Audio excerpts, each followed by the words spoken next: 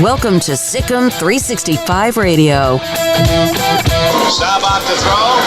Going deep. Through Pearson is open.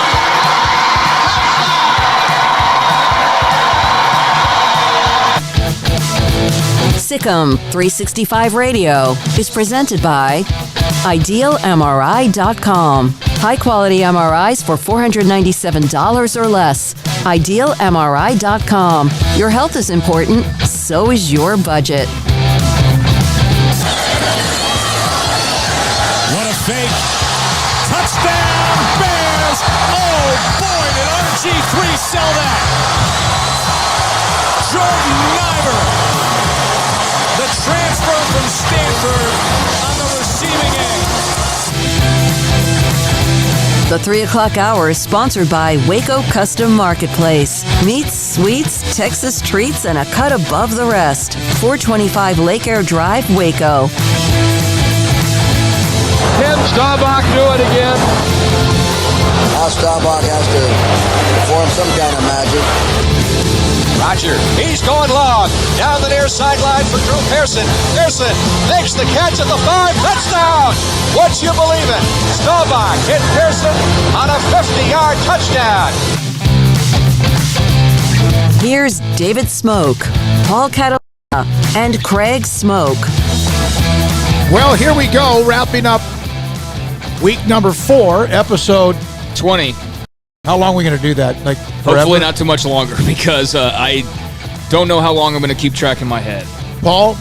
I think we should try to do it every day. We just need to get like a little marker board or something. Week 839, episode 4,622. Huh? Well, I've been titling the podcasts By the episode? by the episode, so I mean, it might be easier for me to do once we do that. We might have to do it at the beginning of the show, but I can just go back and each day see the last one that I put up. So, Well, it's simple. It's going to be in chunks of 5. yeah. We will have Babe Laufenberg, color analyst with Brad Sham on the Voice of the Cowboys today at 4. Remember Jordan Najvar? He was the hammer in the early 2010 decade for Baylor. He actually about once every 2 or 3 games caught a pass at tight end, but he was mainly an extra offensive lineman. He will join us today at 3:30. He was a part of that SicEm365 all-decade team. He's now at Tulsa.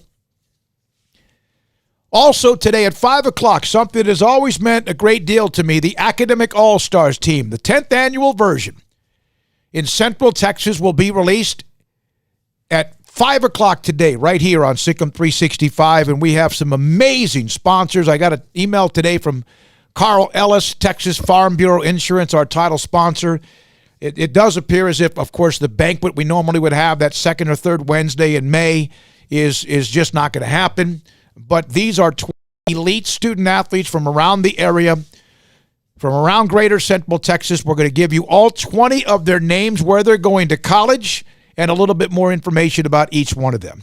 I'm not big into replaying interviews, but I think that Phil Bennett from Tuesday will vote right now. It's one that we should close the week out with Phil Bennett, 28 minutes of gold. Yeah, I'm good with that. I mean, it's not like there is, something that's on the precipice of happening in sports that is going to probably be better us discussing that last half hour than just hearing the goodness, the audio gold that was Phil Bennett. I mean, he was incredible. That's probably been our most reacted to interview in this first reviews that people have reacted to. But I think Phil Bennett was one that really hit a lot of people, and they enjoyed it. So for those who may have missed it, you get another opportunity to listen. And for those who are maybe like me, that you've already heard it, but maybe you liked it so much you want to hear it again, I think it's a good way to close out the week. Grayson Grundhoefer will discuss Baylor's week, the commitment from Kyron Drones, the quarterback out of Shadow Creek, and the young man from Georgetown yesterday, the offensive lineman. Connor Heffernan.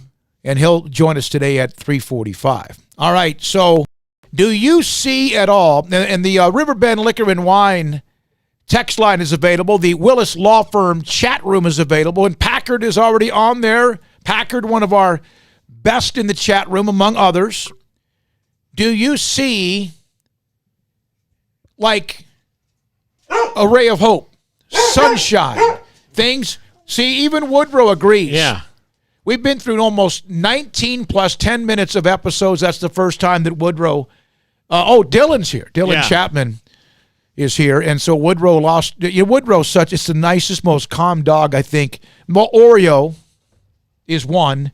Woodrow is 1A or 1B. So do you guys sense that not just because today is a day in Texas where things changed a little bit, but do you sense at all that we're coming out of the darkness? No, because I don't know what's going to happen after this.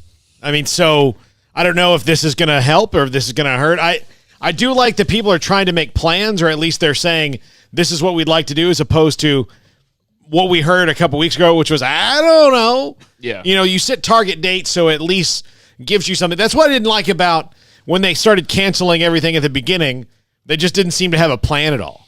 It was just like, we're just going to do this and see what happens, which always scares me, is like there's open-ended. So I'm mildly optimistic, but I don't know what's going to happen. Yeah, I don't think anybody knows. Anybody who's saying right now, like, oh, yeah, we're good, we're on the other side of this thing, everything's going to be back to whatever normal is now after this is over, I don't think you can say that with 100% certainty, because there's no way that you know that. And anybody saying that, oh, this is a disaster, we're doing this way too early, you can't say that with 100% certainty, because nobody knows that. So it just depends on what side you want to believe in more. I think it's good that we're at least making the effort to kind of break free of the in-home, lifestyle for the last month that we've been living, the last 6 weeks for some that we've been living. But at the same time, I've raised the concern of there's no guarantee that we don't all just go out and about, and even if it's just a little bit more than maybe we were used to and not quite to the full extent, there's still that concern that we don't have quite a full grasp on this, and we just hit the reset button, basically. And that's what I'm concerned for, but I'm also all for people who feel that they want to go out. Hey, by all means, you're allowed to do that. Go do what you want to do. I just hope people are smart and don't feel like this is just free reign to go back to, the way things were, and all of a sudden people stop washing their hands as much and nobody's wearing masks and any of that deal. And that's what I'm more concerned for, is just kind of the reset button being hit. Hopefully that's not the case. So the answer is no. Not me personally, no. The answer from me is, I sense by just today, and I've been pretty much where I needed to be for the most part. I'm working on the Academic All-Stars team. I think it was one trip today out, and there are more people out. There's no question about it, and they're allowed to be. And, of course, you still need to be pretty much smart. But Chris on the Riverbend Liquor and Wine text line, I bet there's an initial spike that levels off within a couple of weeks, then it'll steadily decrease after that. That's from Chris. I hope so. We're just seeing a lot of pockets that are sprouting up, places that look like they had it pretty well under control, and now all of a sudden you're seeing like outbreak here, outbreak there. And so it gives me a little bit of pause. I'm optimistic. I think this is a positive step forward, but I just am not going to be silly and think that, I'm going to be absolutely right in thinking that this is going to be all okay and there's nothing to worry about. I do think there's still something to worry about. You don't sound optimistic, though. I am optimistic. I just think that, it'd be silly to think that everything's going to be okay and there's no reason to be somewhat concerned. No. Well, there was even reasons to be concerned, even if those who wanted to live their life the last 5 or 6, 7 weeks. Anyway, do you see sunshine? Do you see a ray of hope? And you're saying no. And yeah, Craig, you're not quite sure, and I do. I don't see dark clouds either. I just see where we're at. And again, this is. But you both have been more tentative and more aware of what are your surroundings than I have been. Mm-hmm. Yeah. And there are some that just went straight into a bunker mentality. Yeah, I wasn't going to go all the way in a bunker. I mean, there's only so much you can really do, and you got to be realistic and live in your life. But look, I've been paying a little extra to get my groceries delivered just because, not because I'm worried about getting the virus, I'm worried about giving it to somebody else. That's my big concern. I'm not at all worried about me. Like, outside of, like, I don't want to get it, but I don't want to give it to someone else. That's what I don't want to do. And, my mom's in her 70s. My sister's coming back from Colorado this weekend. She's immunocompromised. I don't want to. But have you seen her? I haven't seen her, but she's coming back this weekend, and I expect to see the boys. So, again, that's going to be. But is she around the boys? Does that matter? See, that's what I have to. She wants me to see the boys, but I don't know. I mean, she's been in the woods in Colorado. She and her family have been living in the woods in Colorado for the last. Well, she's 6 been worried weeks. more about ticks than COVID. Yeah, well, I mean, she's worried about both because she's got a lot of issues. So it's just one of those things that's why I'm doing it, and that's why I just would, not that I want to see the economy stop. I want to see realistic openings of things, but I'm just taking it as it comes. I'm not gonna be optimistic to be disappointed, and I'm not going to be pessimistic because nobody needs that. This is Chris again. It'll take time, but through the summer, it'll drop off. Just seems like the science is supporting that. From Packard on the Willis Law Firm chat room, I'm with you, Smokey. It's time to get back to work. Everything else, anyone 60 plus with respiratory issues, stay home and be safe and distance. Yeah. People over 60 had double pneumonia. Wow, why would we be concerned about that? Yeah. I've never met anybody like that. Never once in my life. But please tell us why we're being skittish. And yet I'm the one that has been more active, not because I'm stupid. It's just I've been smart. I have containers of these wipes. I have probably... Well, I mean, you're not going to big... I mean, what's the biggest thing you've done? Because you can't do much. I mean, society has limited us all. I go to a grocery store. Yeah. And I do that probably more consistently than I like to have fresh fruit and fresh vegetables and not let it sit around, and then, milk, things like that. I've been to the store probably 3 to 4 times a week and a few other things. So that's what I'd like to know. 254-339-1122. As you can tell, we're all three a little bit different. I'm more of let's go, Joey McGuire. Yeah. Not saying he supports me. You guys, and there's nothing. Why I brought it up. I was curious because if you go out today, the governor of the state of Texas today was a part of phase 1. Mm-hmm. And then whatever happens, and there might be an immediate flare-up, and guess what? He's protected it by saying if, in fact, we can contain it and remain in a good spot, then we'll go to phase 2. We may never get to phase 2. I'm not completely against it all. I'm just cautiously, let's see what happens. I like that people are trying things. That's fine. I just think that we need to be realistic about our expectations. And again, what do you mean realistic about our expectations? That it's not that it could take a lot longer than we're like phase 1's not going to be 2 weeks. Phase 1 could be 6 weeks. Okay. And things like that. But phase 1 has begun. Yeah, and that's fine. I do think though that the things that people want to get back to, like namely for us, ball games or church or all that stuff's going to be a long way off. You're going to have to watch church on the computer or television. That's just going to be a long way off because that stuff is the stuff that we really need to avoid. Yeah, I'm optimistic that we're hopefully heading in the right direction. I know, like most people, probably. I mean, this is just crazy how much this has taken over our life over the last 5 weeks talking about this stupid virus. But I'm optimistic. I'm just not sold that we're heading clear direction. That this is going to be just, hey, we're all good now. I'm just not on that camp, but I am optimistic that hey, we're at least opening some things up. I think that's good. But, I don't know what the future holds like a lot of other people. I'm not scared. I'm not worried. I'm just going to see how it goes, and I don't think you have to be any way other than that. All right, so from Packard again, by the way, Paul, with what you mentioned with your sister. My sister and brother-in-law caught the virus. No real issues. Kids never got it. Tarrant County CDC called her yesterday and told her not to even bother testing their young kids. Both adults almost completely asymptomatic.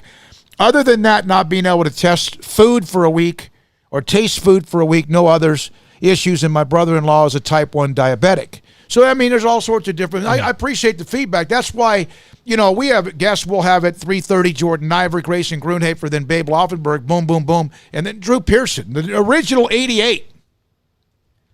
Will join us today on CeeDee Lamb getting 88, the legacy of 88, much more. And so I just thought we would start with that today. Because you can tell people are out. I've been noticing the last few days more and more people out, and I definitely notice it today. And I see a lot of people out at food places and things like that. That's great. That's great.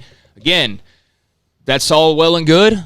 Good for those who want to go out. All right, so 254-339-1122 and or that's on the Riverbend Liquor and Wine text line. Do you feel like there's a ray of hope here? There's some on the horizon. Today's phase 1 in Texas.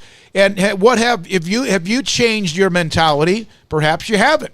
But just want to get your feedback on that. Also, we have the Willis Law Firm, the chat room. And Packard's already 3 or 4 times been able to get in early on SicEm365 radio. March means 21 years of serving Waco and Central Texas for Richard Carr Buick GMC Cadillac. And now that we're in the month of April, it means they are over 21 years of serving Waco and Central Texas. Richard Carr employees are the people you can count on to get you in a car or truck safely and on your terms. Employee health is closely monitored. Hands are washed and disinfected with great frequency. The showroom is disinfected daily, and the Richard Carr sales staff will bring a car to you for a test drive, and they can complete financing online. Right now, all 2020 Buick Encores, Enclaves in stock are 0% for 84 months for qualified buyers, plus Richard Carr anniversary savings. They also have 2020 GMC Sierras, Acadias, Terrains, and Canyons, all 0% for 84 months for qualified buyers, plus Richard Carr anniversary savings. They're your local family dealer and proud Baylor Bear alumni, and they want the chance to earn your business, get great prices, free oil changes with a new purchase, and in-town priority warranty service. All of that comes with your purchase at Richard Carr Buick GMC Cadillac.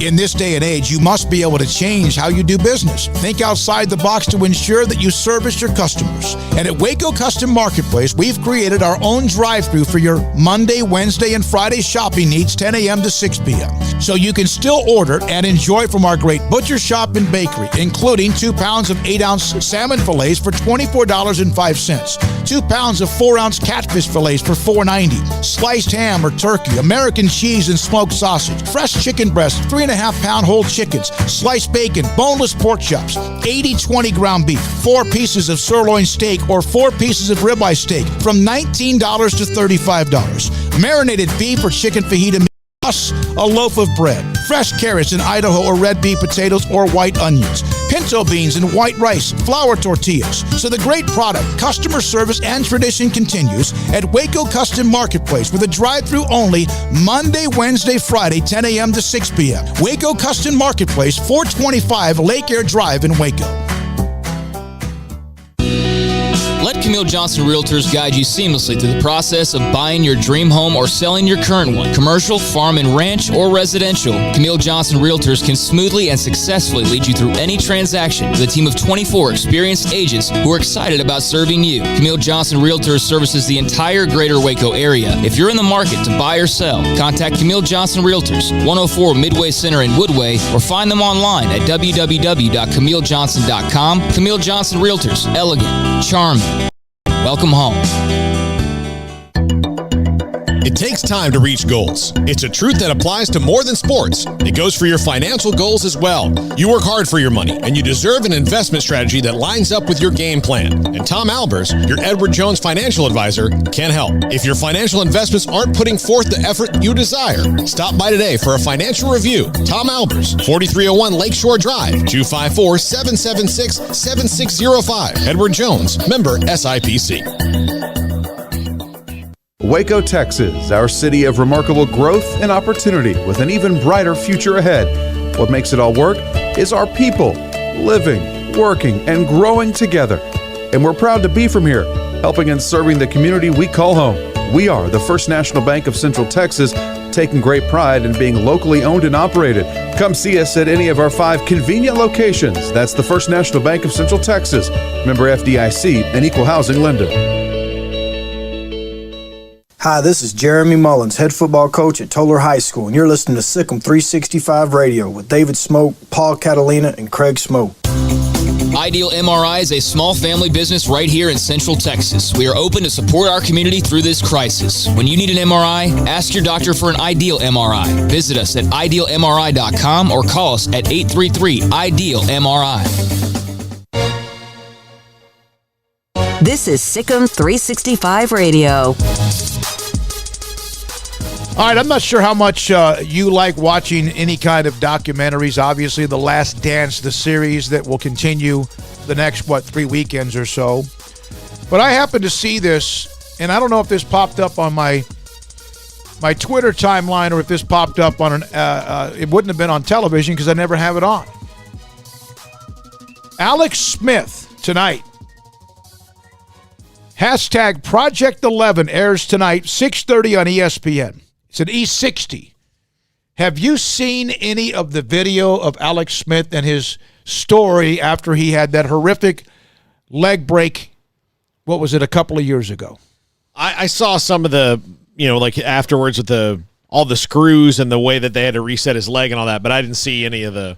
And of course, I saw it when it happened. Yeah, I've seen some flashes of videos, just little clips here and there of him attempting to work out or doing certain things, and some pictures here and there, but nothing here as of late. It is grotesque. It is, if you're squeamish about, I sometimes see a cut where there's any kind of, not the infection, but you know how the body wants to fight a cut. I really am. I'm very squeamish. I'm telling you right now, that is some really hard to look at video of his leg that looks as if it got caught up in like a riding lawnmower. Yeah. It's that beat up and that scarred and that what's the word? Disgusting. Yeah, I mean, that's a good I'm not word. sure why he's still trying to play. Well, I mean, he doesn't. I get it, but, it's not going to take much. Well, he had infections and, of course, the feet. And, I mean, he almost died. And that's tonight. By the way, if you want for just something different than what you've been reading, watching, whatever, 6:30 tonight on ESPN, the Alex Smith Project. It's like, I guess it's Project 11 on Redskins quarterback Alex Smith. It is sickening. And I'm saying that because if you go watch it and you go, my God, it looks like his leg was absolutely caught up. I'd never seen anything like that before. Like, it just protruded from every part of his leg. It's almost as if a bomb went off in his leg and exploded in 5 or 6 different spots. Mm-hmm. That's what it looks like. But that's something, if you're into that, just to let you know, that's tonight at 6:30. Now, also, what will be the first sport back? Baseball? Well, Because it's NASCAR's already scheduled? announced plans. They're coming back this month. Golf's already announced plans to come back. I think there's been maybe a couple of other events. Wrestling, I know it's not a sport. By the way, on the racing, there's virtual racing, and they're having like 1.2 million people watch it. Yeah, I gave you an article like a month ago when they did the NBA guys were doing the video games together when this first started, and then NASCAR was doing a league as well. I don't know if we talked about it or not, but yeah, that's kind of how some of those athletes have been spending their time, and I think the NASCAR guys in particular, I think the NBA guys got some good viewership as well, but I mean, if you pay attention to the trends in the world, online gamers are amongst the most popular personalities in the world right now, and so you combine celebrity athletes with the same platforms and the streams and the accessibility, and I mean, it just boosts that star power and boosts that interest. So that's been an interesting way for athletes to connect, most definitely. Yeah.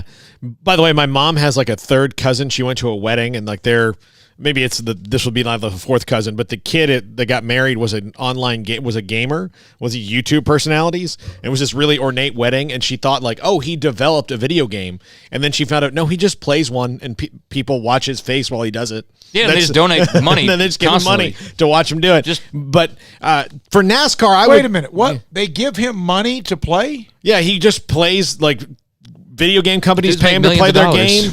And then he just goes on YouTube and he'll talk and play the game. Dylan knows about this. This is his generation that's making this happen. Why would you pay him? I don't know either. Because it's entertainment. It's their personalities, their celebrities. Okay. It's almost like people enjoy watching them play video games. Is it like the World Series and their commentary? Well, kind of, but sometimes it's just their comment. Like you go on YouTube, they're just playing a video game and commenting on it and making funny comments as they go along. They just have personalities.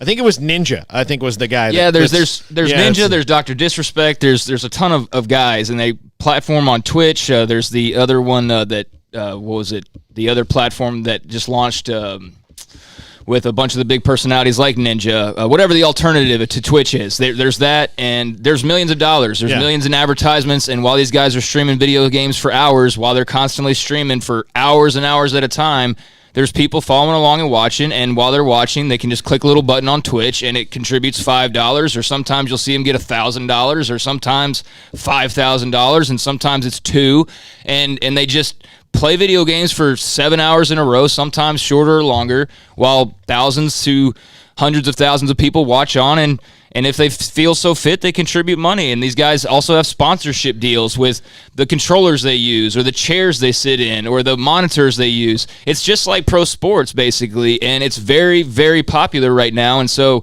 the athletes getting involved from NASCAR, et cetera, has been a good little side thing for them, and I think they could blossom that even further into a bigger kind of a deal in the future. But if you look at the sports coming back, your original question, I mean, yeah, NASCAR, golf, many of those sports have already announced their plans, although no fans part of these plans so far. Well, people have been having these, somebody's birthday, or like Baylor fans did for Mark Lumley the other day. Yeah. They have these parades through the neighborhood. I would assume that NASCAR is just that, just really fast. So Dylan's holding up a laptop, and it's got like a baseball game that's being played. It's so realistic.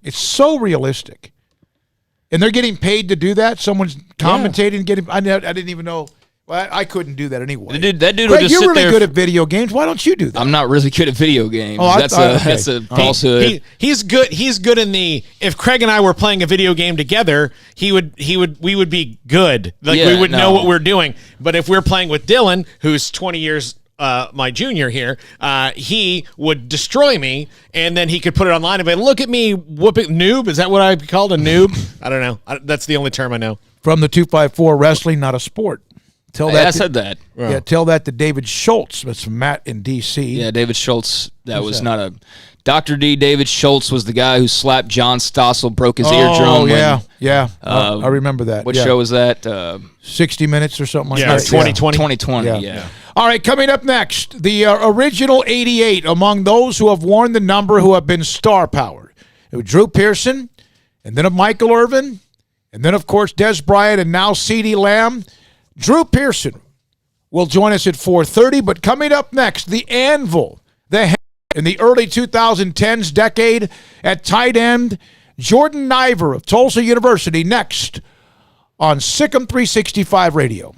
Are you trying to sell your house? Are you trying to buy a new house? Are you having trouble doing that? If you're looking to upsize, downsize, you need a realtor. You need one in your corner that can guide you through anything you'll encounter. Well, that's my good friend Lance Donaldson and the Donaldson family team, brokered by eXp Realty. Let them be your go-to source as you search for that perfect home.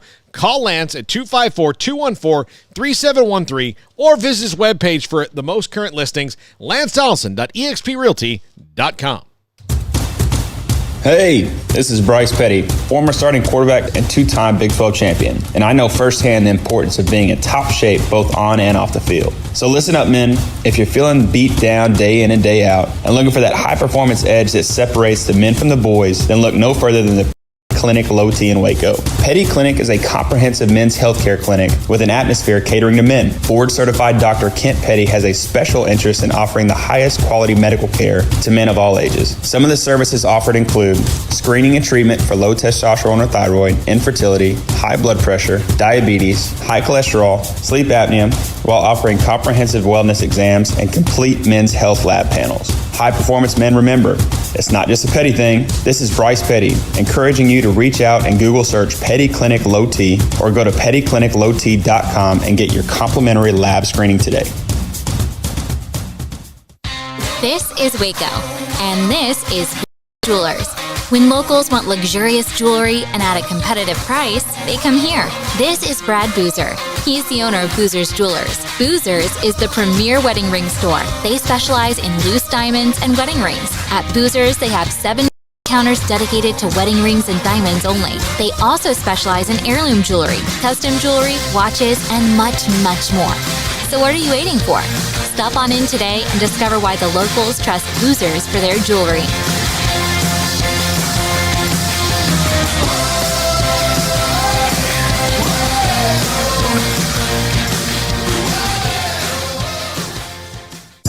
Riverbend Liquor and Wine has their easy-to-access drive-thru open and convenient and clean in-store location on the corner of Lakeshore Drive and North 19th Street in Waco. Riverbend Liquor has the best and most extensive variety of craft beer selections in Waco, with Crown Royal Peach in stock right now and Balcones Whiskey, including single malt, hot still, baby blue, French oak, rye, and brimstone. Riverbend Liquor and Wine, family-owned and operated, and a hidden gem in Waco on Lakeshore Drive and 19th Street. And find out more on Facebook and Instagram.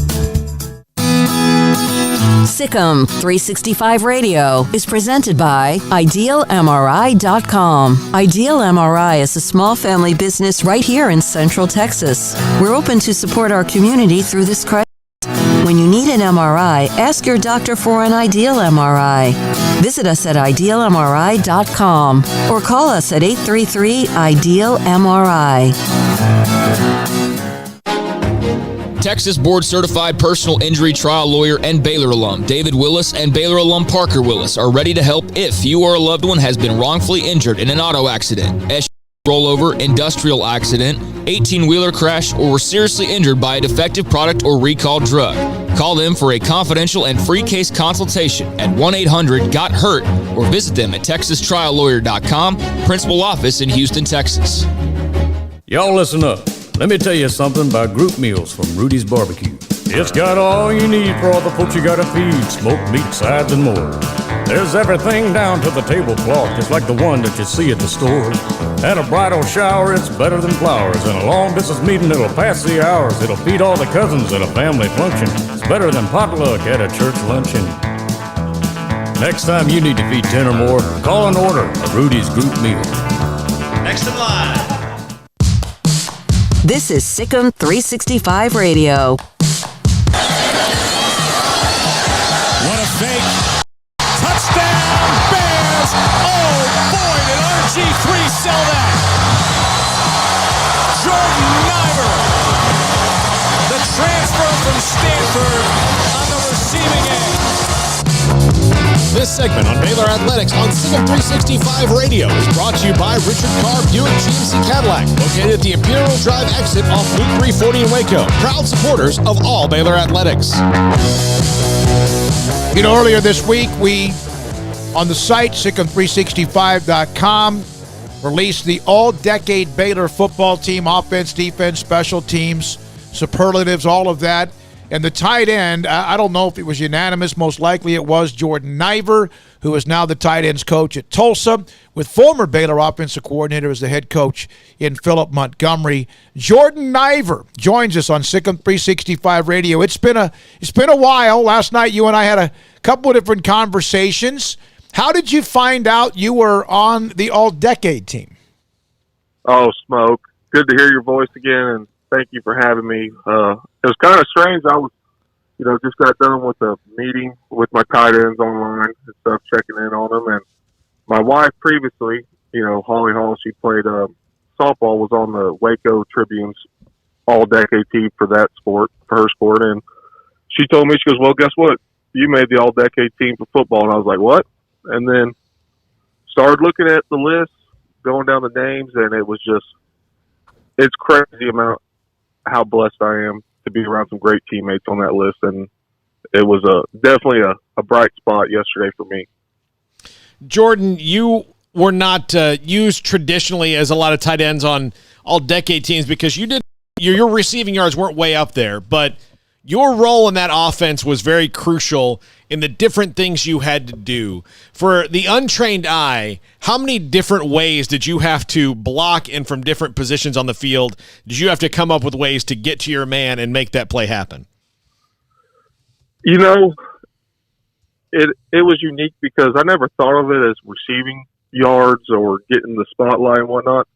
My experience from, Stanford, nothing but great things to say about them. But when I got to Baylor, I literally just loved how the coaching staff, and you felt vital, important.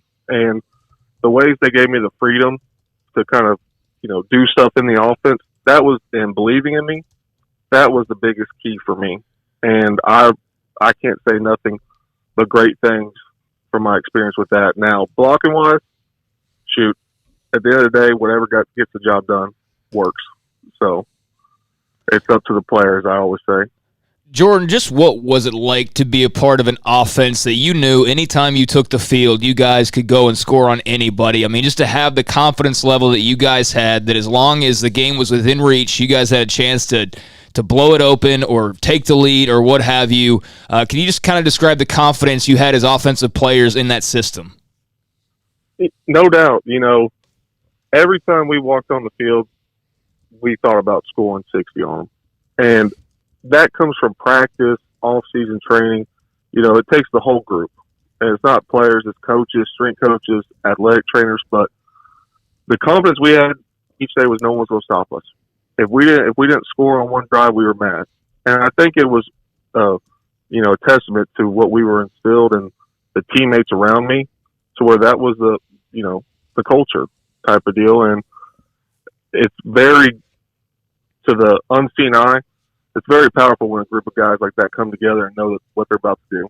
And it was nothing but greatness. Were you basically a sixth offensive lineman? Yeah, if I was smart, I would have put an extra 30 pounds on and started kick slide a little better. But, you know, the best thing I could say was the O-line, those 5 guys up front, they brought me into their room. You know, I got a little sneak peek of what that culture's like. You know, we always say big men rule the world, and the O-line room's a special place. And them bringing me in and stuff, I was proud to be that guy. You know, kind of that little in-between deal and the guy that molded everybody. And I just can't say enough of how awesome it was. Jordan Najvar, former Baylor tight end, now at Tulsa with Philip Montgomery with us on SicEm365 Radio. Now, you have the unique experience. You played with 3 quarterbacks, different ones. They're all, you know, all effective and all good. You RG3 and Nick Florence and then Bryce Petty. Were there differences? Was it easy to all of them? First off, all 3 unreal talents. You know, the numbers don't lie. RG3 Heisman, top round pick, you know, great, one of the best dudes I've ever been around. Nick Florence literally broke those records, I think, in 2012 after RG3. Was kind of that guy that just blended in with everybody. And he led his different way, but he was the smartest, and that dude was tougher than nails. And then Bryce Petty, one of my former roommates, he just wanted to be great.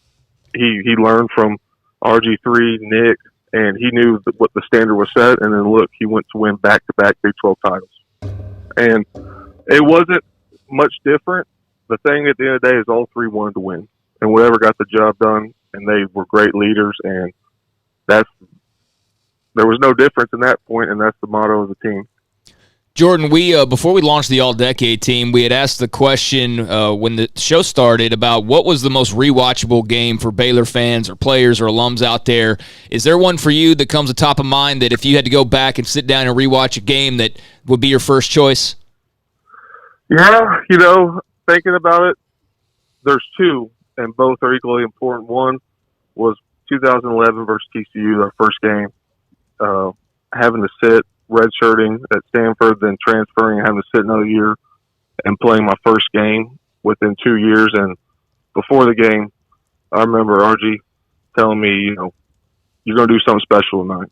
And the first pass ever thrown my way was a touchdown. I can't tell you how great that feeling was, where it was all worth it at that moment in time with everything going through.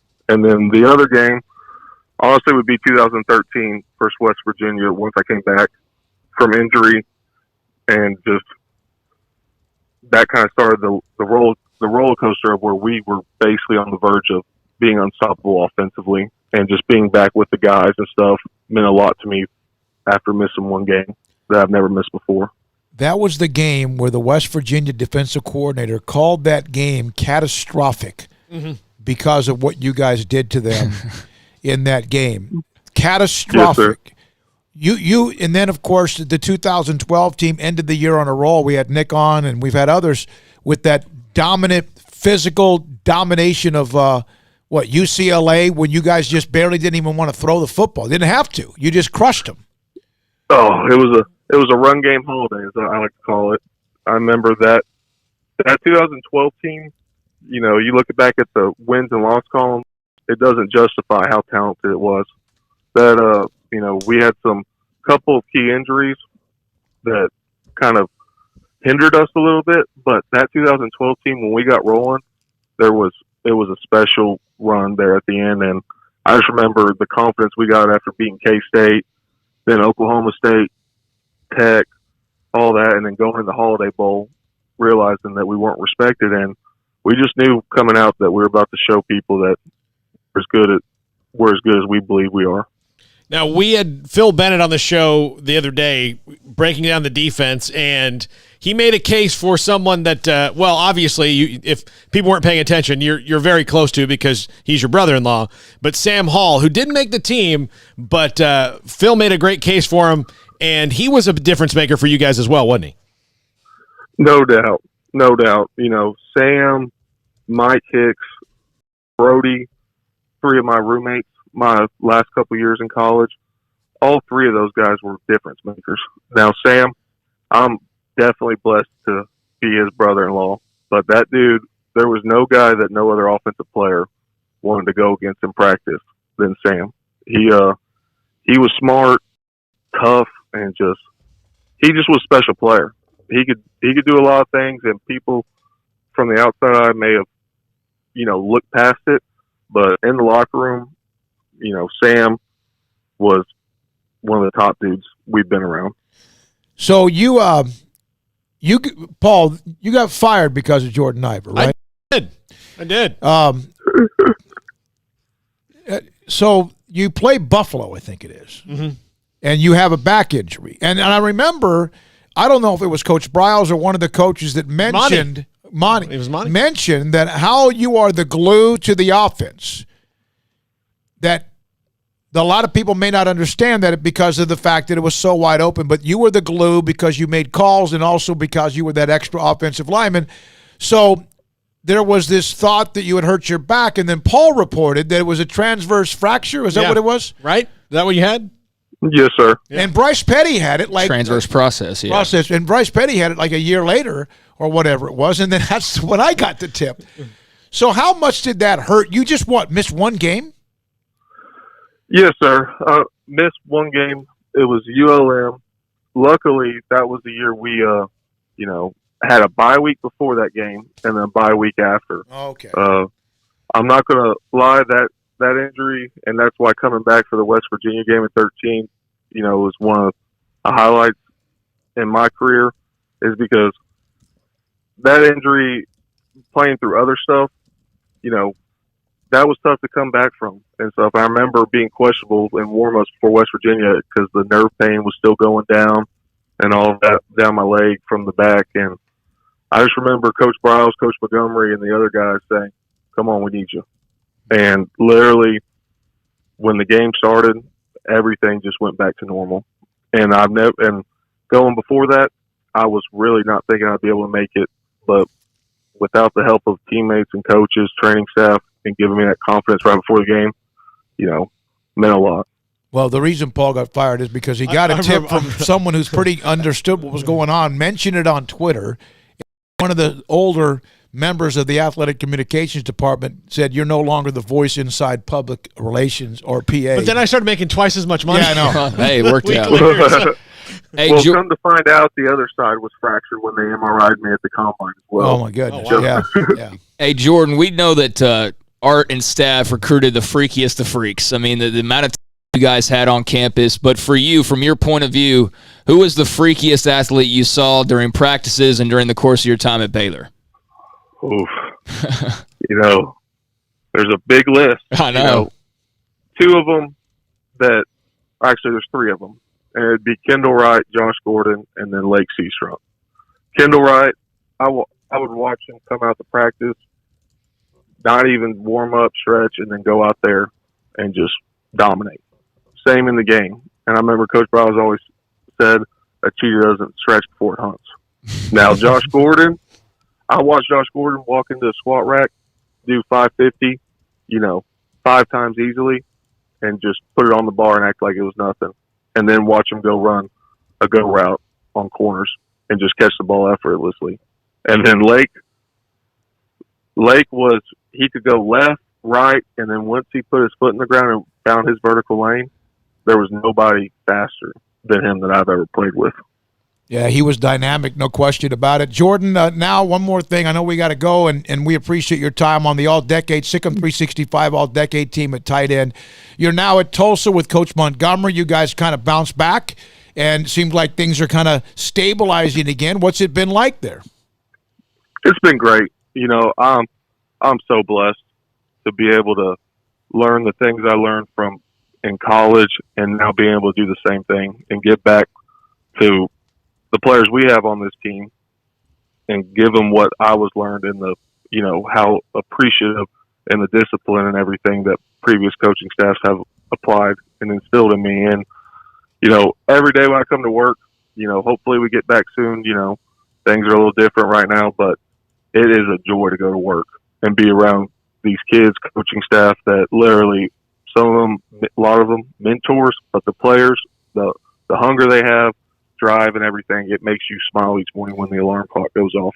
How much did it help that Tulsa is saying, listen, we want to give you guys a chance to get through the last couple of years? It meant a lot. Our administration, from the university side and the athletic administration, they are great.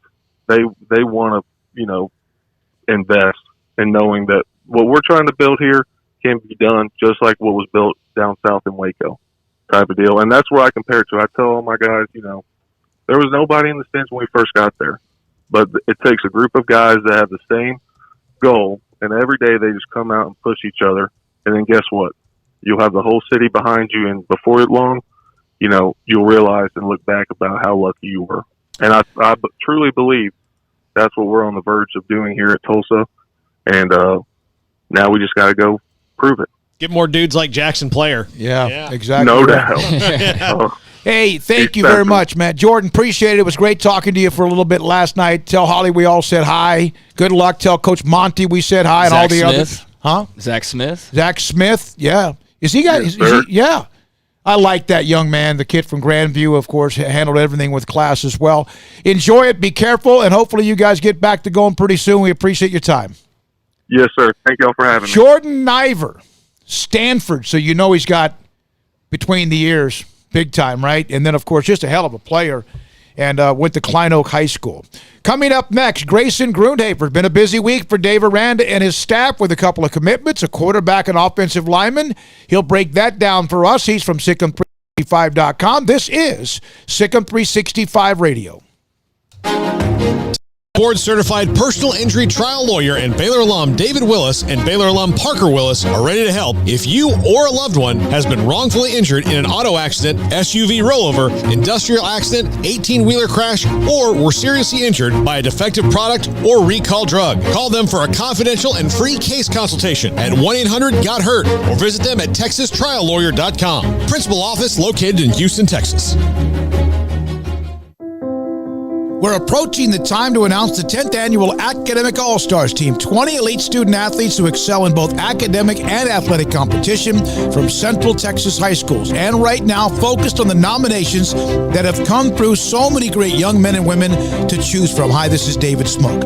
Our title sponsor, Texas Farm Bureau Insurance, protecting Texans since 1952. 2020 Academic All-Stars program is also brought to you by Dale Asset Management, Englander Design Pack, Bentwood Realty, Southwest Sports Medicine, Allen Samuels Dodge Chrysler Jeep Ram, Coca-Cola of Waco, Ray Broker Air Conditioning and Heating, the Texas Sports Hall of Fame, HEB, the McLean Group, Windows Direct, Rudy's Country Store and Barbecue, and the Waco Foundation. We will announce the team on Friday, May the 1st, and highlight them throughout the month of May. It's the 10th Annual Academic All-Stars Team, highlighting the elite student athletes in Greater Central Texas, right here on SicEm365 Radio. How did Edward Jones become one of the biggest financial service companies in the world?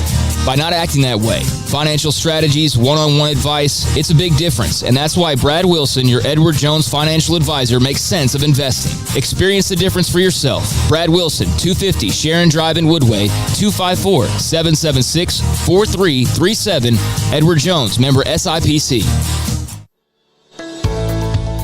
We are facing some unique challenges at this time. We want to do our part to support not only our community, but our medical providers who are really overtasked right now. Governor Greg Abbott has required dental offices to postpone all elective dental procedures, but still be available for dental emergencies. At this time, dental emergencies are those that are defined as something that would make somebody consider going to the emergency room for treatment. We're offering to see you at our office Tuesday, Wednesday, and Thursday from 8 to noon, and we will waive all fees. We're doing this to support the community and support the medical system. This will allow the overtasked medical community to focus on the truly needy at this time. In the midst of what seems to be so much gloomy news, we want to send a positive signal of our faith in our community and in each other. We're all in this together. We're all in this together. We are all in this together. We're all in this together. We are all in this together. We're all in this together. We're all in this together. We are all in this together. This together. We're all in this together. We're all in this together. We're all in this together. We're all in this together. We are all in this together. We're all in this together. We're all in this together. We're all in this together. Thank you and God bless.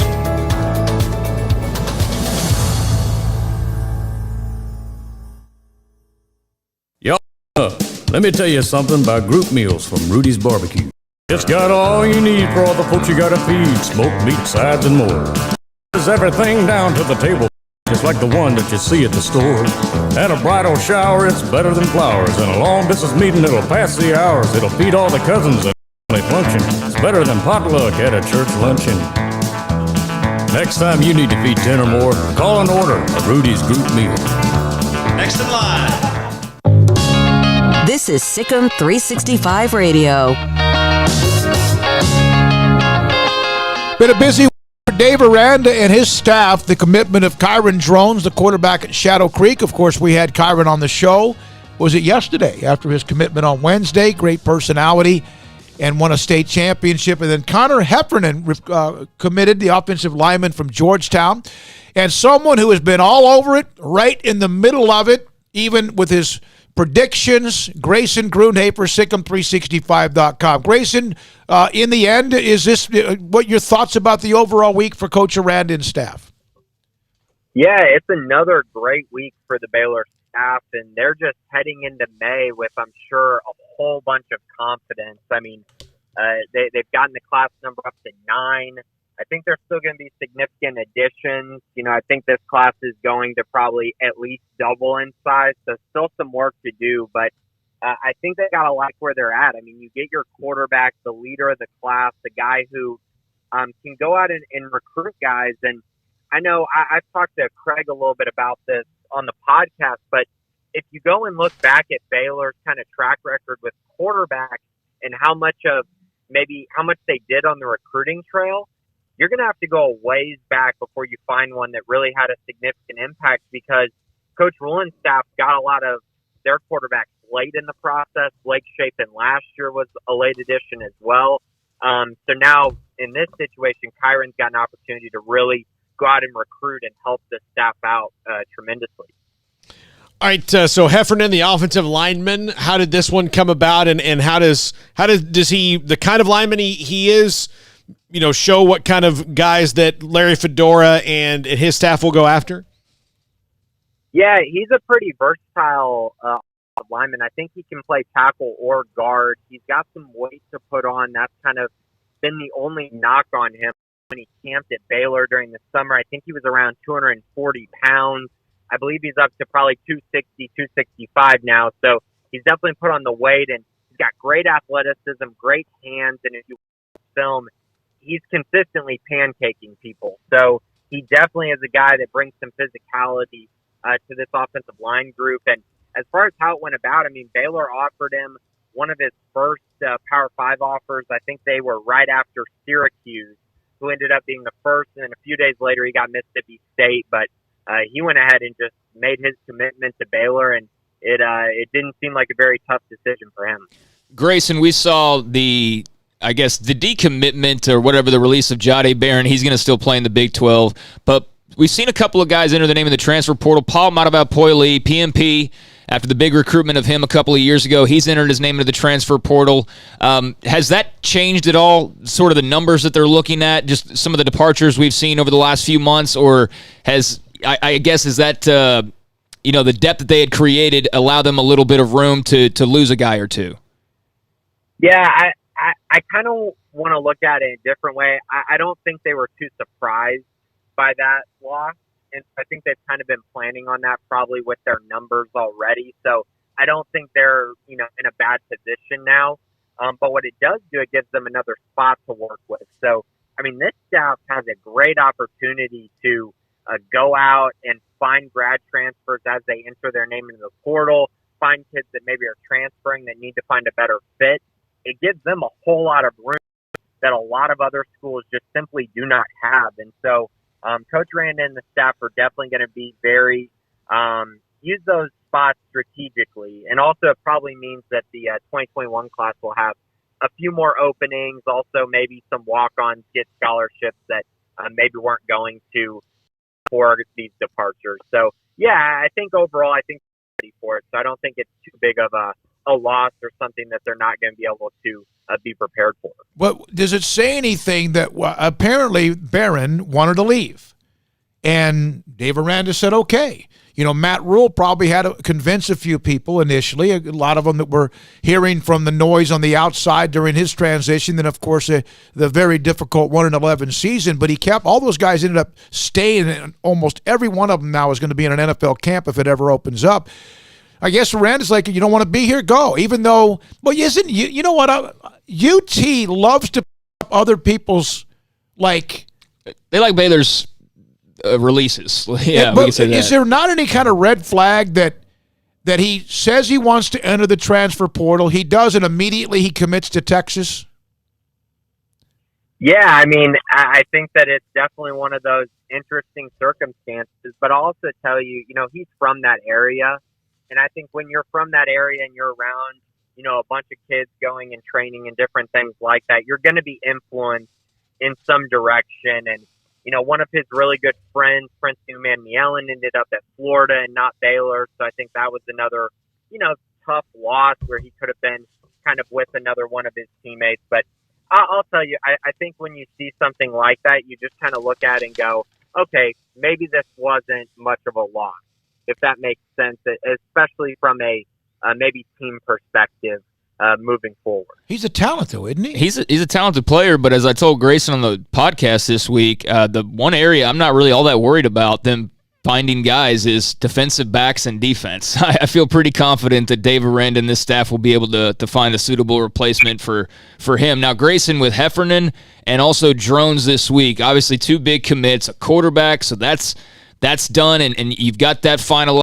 Got your offensive line now starting up. What are they kind of looking at as far as the offensive line numbers go, you think? And for those who follow recruiting, I know you've got a ton about this over on SicEm365.com, but what do people need to be on the lookout for as we now move forward through the weekend?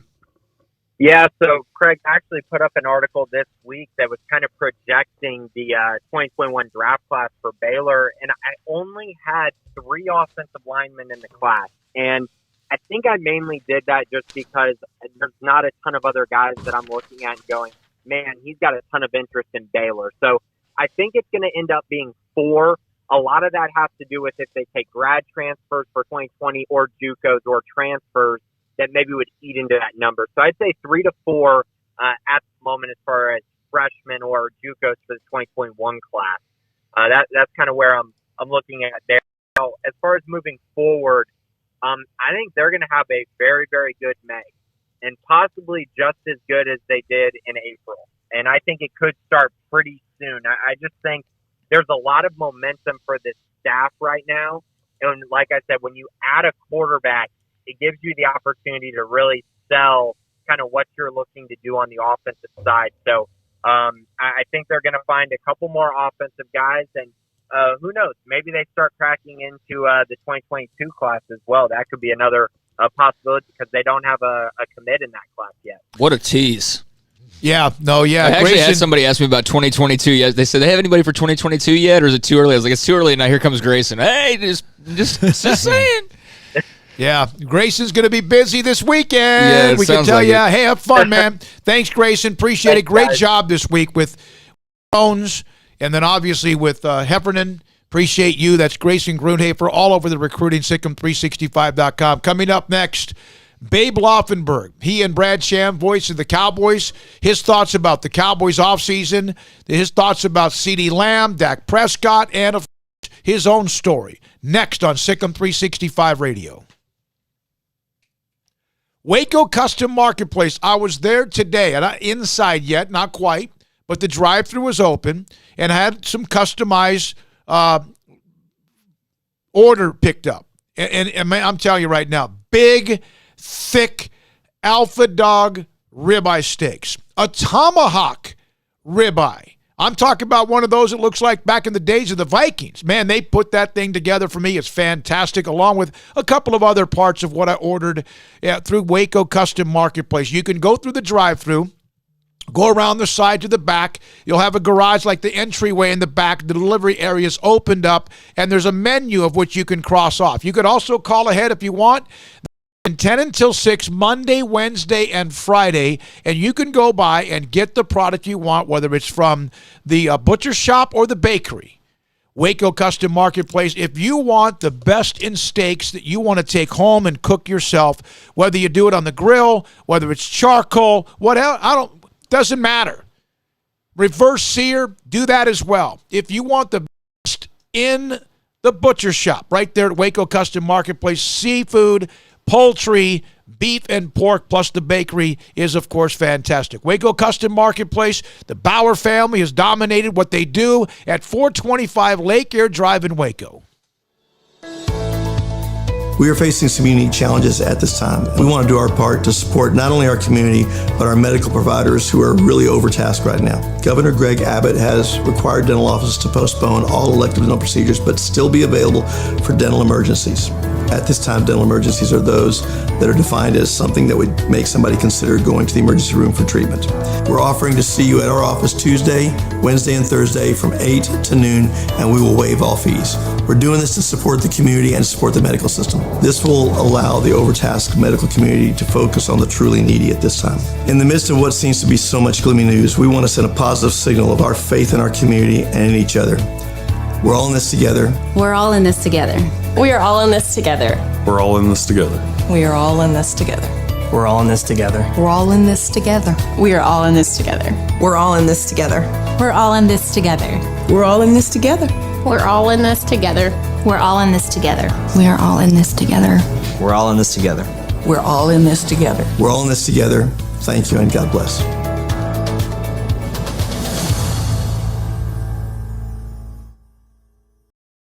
Hi, this is Tyler Holcomb, athletic and head football coach at Bishop Lewis Riker, and you're listening to SicEm365 Radio with David Smoke, Paul Catalina, and Eric Smoke. Our communities are facing unprecedented times.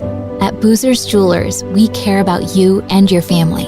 If you're like me, your home has unwanted or unused jewelry lying around. They can have value, and that means we can turn that jewelry into instant cash. This is a great way to get the most value from your unwanted jewelry. At Boozer's Jewelers, we buy all kinds of unused jewelry. So give us a call and let us give you peace of mind and cash for your unwanted or unused jewelry. Southwest Sports Medicine and Orthopedics, the team physician of Baylor Athletics. Our doctors specialize in the diagnosis and treatment of any and all sports-related injuries, celebrating over a decade of service in Central Texas. Our doctors are equipped to handle a wide range of issues, whether it's your foot or ankle, orthopedic spine care, your hand or wrist, knee and shoulder, or if you're in need of our arthritis or total joint clinic. Trust the doctors that Baylor trusts. Southwest Sports Medicine and Orthopedics. Our goal is to get you back in the game. At Ideal MRI, we feel blessed to be a part of the Waco community. We're a small family business here in Central Texas. At times like these, the cost of healthcare has never been more important. And unfortunately, significant illness and injuries still occur. That's why Ideal MRI is open and serve you through this difficult time. If you need an MRI, ask your doctor about Ideal MRI. You can schedule online in minutes at idealmri.com or call 833-IDEAL-MRI. And please, remember to follow CDC guidelines and practice social distancing. Stay home, except for the essentials, and be safe. Together, we'll get through this. This is SicEm365 Radio. So remember, Hurts has great legs. He'll run it to the right side on the move. Touchdown, OU. CD for the TD. The 4 o'clock hour is sponsored by Boozer's Jewelers, the wedding ring store. Wedding Ring Store, specializing in custom jewelry and repair, all in-house. Here's David Smoke, Paul Catalina, Greg Smoke. When it comes to the Cowboys radio broadcast, voices of the Cowboys, Brad Sham, Babe Laufenberg, Christy Scales, and what they do. It's unmatched in the NFL across the country. Oh, hold on. I lost him. All right, we'll have Babe Laufenberg. We had Brad Sham last week. Babe Laufenberg will join us in just a second. Christy Scales is joining us next week. Is that what that means? Yeah, I guess I'll work on that. Get the whole crew on. I'll work on that. Paul just hung up on Babe Laufenberg. That's kind of rude. Oh, dear. Unless we just, well, that's okay. But he really is. His sense of humor, he's always been that way. Television for many years in Dallas and Fort Worth, and, of course, played in the NFL. Broadcast color analyst with Brad Sham. For how many years now has he been doing that? It's been a long time. It's been since, I want to think, since the 90s. Yeah. You know, they had that. It's been quite some time. Dust-ups and changes here and there, but, yeah, he's pretty much been an institution for a very long time now. Yeah, he has been. Laufenberg now joins us. Brad Sham, Babe Laufenberg, Christy Scales. Not all at once. We want... He's here with us on SicEm365 Radio. That would be interesting, huh? All three of you at once. That's what you do for a living. Well, I would say you say that to all the boys, but Christy's a girl. Babe, let's start with Dak Prescott and where they are with him and where he is in his career. We had Dan Reeves on, in fact, yesterday. He loves some Dak Prescott. What are your thoughts about where he is, and is he underappreciated, or is it just the way it is as a Cowboys quarterback? Underappreciated is an interesting term because, I kind of always felt Tony Romo was a little underappreciated, and until I guess you win and win big, certainly here, you're probably always going to have a little bit of that label. Obviously, he had a great statistical year last year. Tony had some great statistical years, but never got the team to the, even to the NFC Championship game, and that's where Dak's been.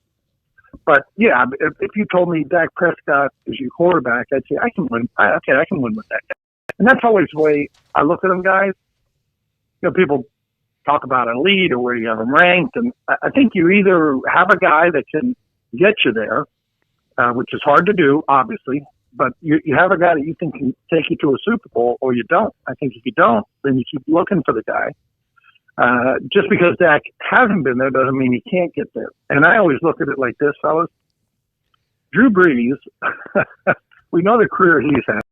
Mm-hmm. 20 years later, we know their career and the player Aaron Rodgers is. They're both going to be, all they're going to do when they get to the Hall of Fame 5 years after they retire and they come up for a vote is the person that presents them from that city is going to say, okay, I got Drew Brees.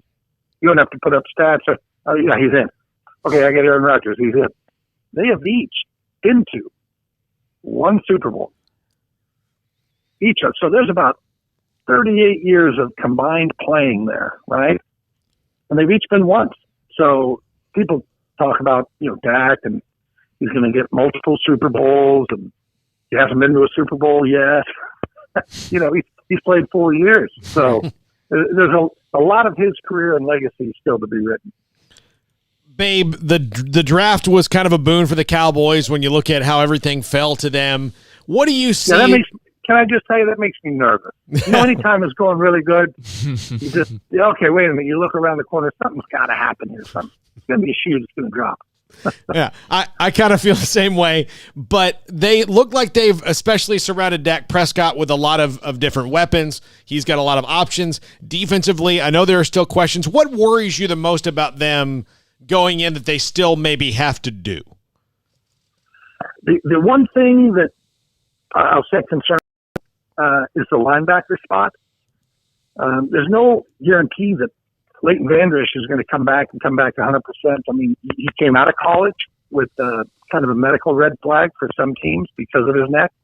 And then, obviously, he sustained a neck injury last year that kept him out for half the season. And it's just such a you start talking about a spine, as you well know, football and spine injuries are not conducive to longevity. So I'm going to be interested to see, how well he comes back. But that linebacker spot again, Sean Lee, obviously we know what he's about. He can spot you in there, maybe give you 20, 25 plays. Is probably the best you can hope for there. He did play all 16 games last year. And probably played a little more than they wanted him to, but they were sort of depleted at that position once Leighton Vander Esch went out. But so that concerns me a little. And the other part is, I know they went out, obviously they got Trayvon Diggs in the second round. They like him as a corner. They got Reggie Robinson in the fourth round. They really like him.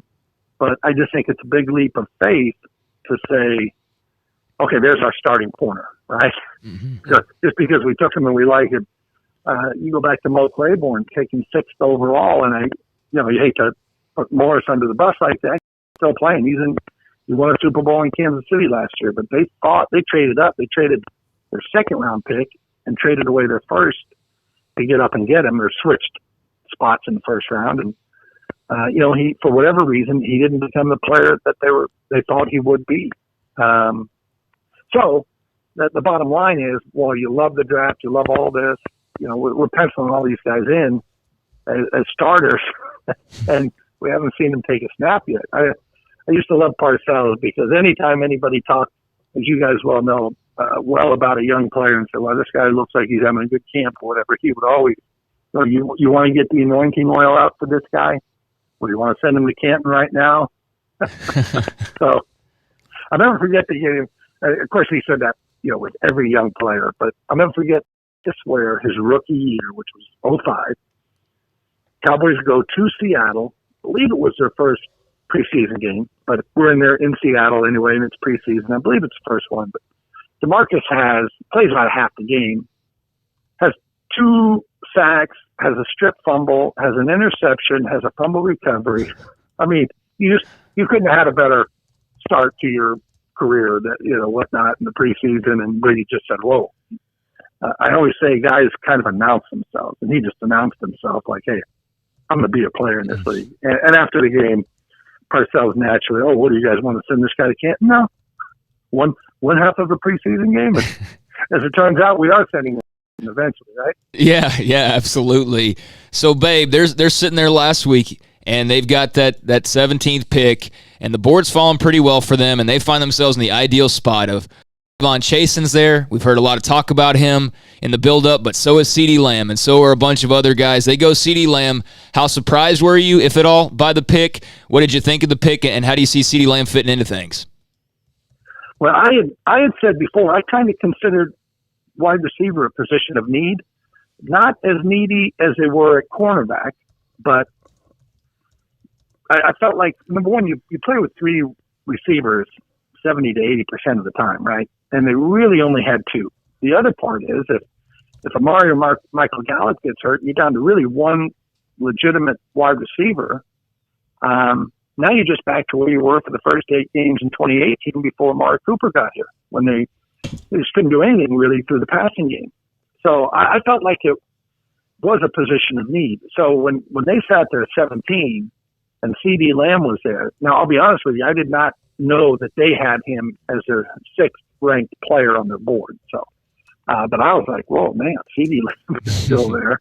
I think I might take that guy, and sure enough, they did. Now, the funny thing about that too, though, guys, is as you well know, it's going to be hard for me to say this, but Las Vegas Raiders, well, they thought Henry Ruggs was the best receiver in the draft. Mm-hmm. They had a chance to take CeeDee Lamb, right? And then 3 picks later, Denver takes Jerry Jeudy, and John Elway said they had him ranked as the best receiver in the draft. So, and the Cowboys had CeeDee Lamb. So what was interesting is those 3 receivers get taken within about 6 picks of each other, and each team got the one they wanted. Now we're going to have a phone call. Hopefully you guys will talk to me 5 years from now. Yeah. And we're going to talk about, wow, how about so-and-so is having a great career, and so-and-so never made it. And so I always think certain drafts have guys in them where you kind of follow them along. Obviously, Peyton Manning and Ryan Leaf 1-2 in that draft. Drew Bledsoe and Rick Meyer went 1-2 in that draft, and everybody's going to see, who was the better pick? Should we have taken that guy? Yeah. Obviously, both those teams took the right guys in those drafts. I'll even go back to the Tyron Smith draft. There were 3 tackles in that draft. Costanzo, who got taken by Indy, Nate Solder, who got taken by New England, and Tyron Smith. But those kind of 3 guys were up there, sort of at the start of the draft, everybody had him ranked differently. And anyway, Tyron Smith obviously turned out to be a darn good pick. Now, Soldiers had a really good career and won Super Bowls with New England, now with the Giants. But so I just think we're going to follow those three receivers and really more. Jalen Reagor gets taken by Philadelphia at 21, and San Francisco took a wide out there at 25, and from Arizona State. So anyway, we're gonna be following all those guys, and where they were drafted may not necessarily be where we're gonna have them ranked again 5 years from now. Babe, National Signing Day for college programs. You've never heard a coach say, "We didn't get who we wanted." Yeah. You've never heard that. Is that the same thing with the draft when you say, and I'm sure they did have CeeDee Lamb as their 6th overall pick because there is a board and people can get to see it at times. And he is that good. And he's that good. But isn't that the case even with the draft? Oh, I agree 100% because, again, just go to those receivers. The Raiders had, they had an opportunity to get anybody they wanted. They took Ruggs. Denver, they had CeeDee Lamb available to them. They took Judy. So I think everybody drafts for what they want, what they need. They know their needs. They know how they're going to use these guys. They have a plan for them. I'll even go, I was as shocked as anybody about Jalen Hurts going to Philly at 53. But I'm assuming they have a plan for him, right? And Jordan Love getting taken by the Packers. I'm assuming they did that for a reason, right? Babe Laufenberg, color analyst with Brad Sham, Christy Scales, Dallas Cowboys Radio Network with us on SicEm365 Radio. Babe, you and Brad have been doing this together a long time, and you have such, all three, and Christy, such wonderful chemistry between you guys. Was it natural with you guys, or how long did it take for you to really find what is the rhythm of a really great broadcast that you guys have? Well, I'm going to pull back the curtain right now. I do not like Brad Sham. Never liked the guy. Nice. We had him on. We had him on last week. He said the same thing. Yeah, weird. I'm sure we are tied. It's been 20. I don't know the exact number, but it's been 20-some years together. The Beatles didn't make it, but what, 8? Yeah, something like that. Yeah. No, I love Brad. I think Brad loves me. Actually, we have a love-hate relationship. I love Brad. He hates me. But what's nice? I swear, we get in the booth, and I've said this to Brad. I've said it to anybody that will listen. It's the easiest 3.5 hours of my week because I know he's prepared. I know he knows what he's doing. We don't even have to hardly talk. We do talk on road trips. We talk on the plane. We sit next to each other going up. We just back and forth, but we don't really have a production meeting per se. We just go, and I know, he knows I'm prepared. I know he's prepared. Christy does. I swear to you, not just because she's on our broadcast, but I don't know that I've heard anybody better on sideline reporting than Christy Scales. She's fantastic. So it really works. And even the people you don't see, as you guys well know, you've probably done games, and our statistician, Bob Thomas, our engineer, I always say, don't ask me how it works, but I sit down at the desk, in the stadium at our little booth, and I put a headset on. It's got a microphone on it, and somehow it gets broadcast to the world, literally, with the internet and everything else. So we really have good people all around us. Babe, with Mike McCarthy taking over the reins, I know there's still a lot of familiarity with what we've seen the last few years. A lot of the personnel is the same. You got Will McClay behind the scenes, the Joneses, et cetera.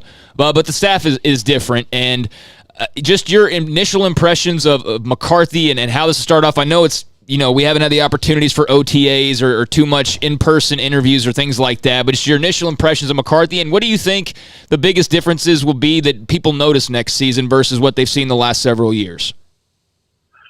Well, it is hard to say what the difference will be because we just haven't seen anything. Like you said, we haven't been to OTAs. The only time I've seen McCarthy is at his initial press conference where they said, "Hey, you're Mike McCarthy." But I liked the hire. I really did.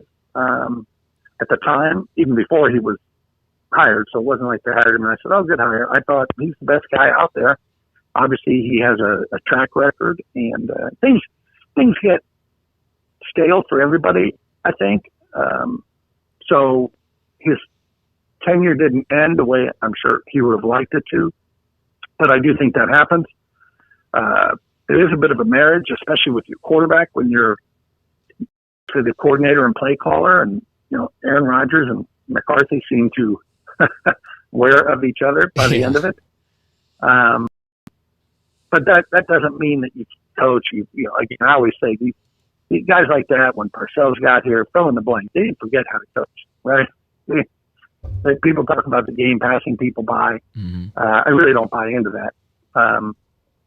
And again, it'll be interesting. He had that year off and did a lot of film study on a bunch of teams. And be interested to see how he comes back. What I found most interesting, we all know Jason Garrett's offense and kind of came under fire really throughout his tenure here. I'm not exactly sure why.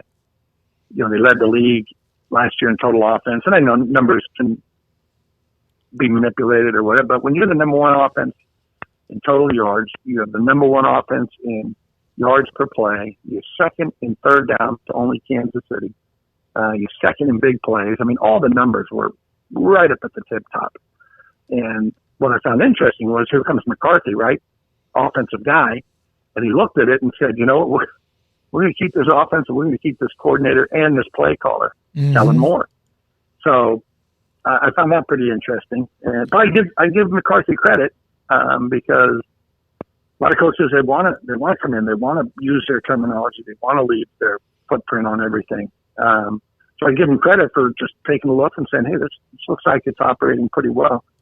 Obviously, there'll be tweaks to things that they do, but it's not an overhaul of the offense. And as it turns out, we didn't know it at the time, but it was the best decision he could have made because these guys are not able to go through OTAs, and who knows what training camp's going to look like, and who knows when we're going to get back on the field. So for them to same terminology and basically the same playbook, it's going to be advantageous when they start the season. I feel sorry for these new coaches. Yeah. Joe Judge being one of them in New York, right? Implementing a new system. Ron Rivera in Washington, implementing a new system.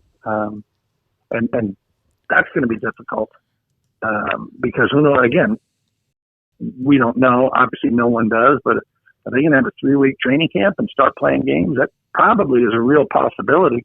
Don't know when they'll start playing games, but I think you got to have 3 weeks. I don't think you can sit there and say, well, we'll practice for a week and play a game in a week. But 3 weeks seems to be, from the people I talk to, the number that they feel like they would need to have before they could actually go play a game. Babe Laufenberg, our guest on SicEm365 Radio. I want to bring this up because I know what it means to you. You have always been a very popular figure with your time in television, your broadcast career, and your playing career as well.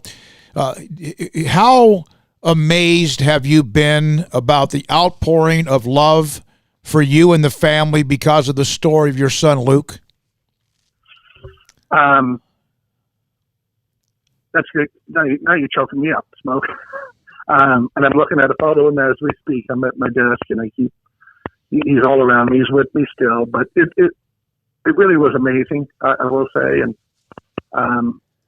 what's funny is when you're raising kids, and I have another son who I'm very proud of him as well, but you're just kind of going day to day, right? You're getting them through the day, and you're getting them through the next, and you're getting them to practice, you're getting them to school, and you're dealing with the day. So you never kind of pull back. I never said, well, I have this fantastic kid. And I always say I'm not one of those that puts a bumper sticker on my car saying, I've got this fantastic kid. But it turns out just everything that comes back, stories that his friends have told, even since he's passed. I mean, at the time, they didn't tell him, but afterwards you hear all these stories. I know he had spoken to a number of his friends. He didn't want to talk about a whole lot, naturally. Once he was terminal, and he was pronounced terminal July 12th, they said, he's got, 2 to 8 weeks to live. And then he passed on August 22nd. But after that, friends had said, he had told them, I'm okay.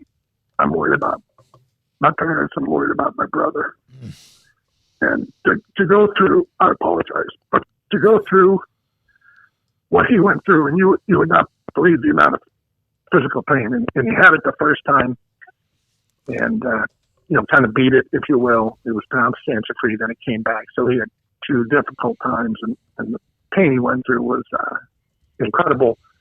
And never once complained, never said, why is this happening to me? I mean, it was just unbelievable. I always say, as a parent, you're supposed to be the role model and set the example for your kids. But, man, he showed me what it's like to handle that type of adversity. I wanted to tell you, the reason I know August 22nd is I lost my sister, Cherie, August 22nd of 1994.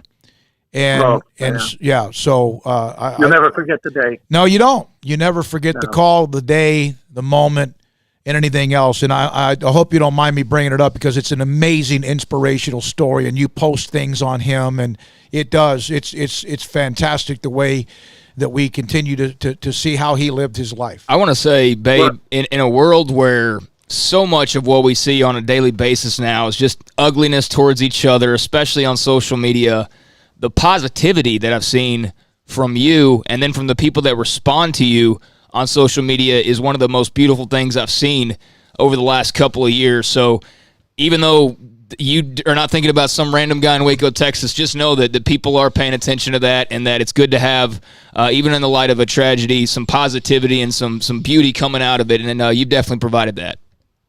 Well, I appreciate it. I really do. And it's the one thing that has kind of,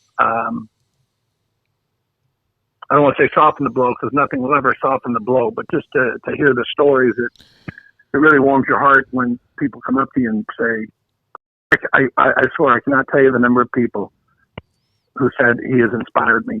And Cowboys were playing Philly the first time at AT&T Stadium, and Josh McCown, who was, of course, backup quarterback for Philadelphia, who I'd never met.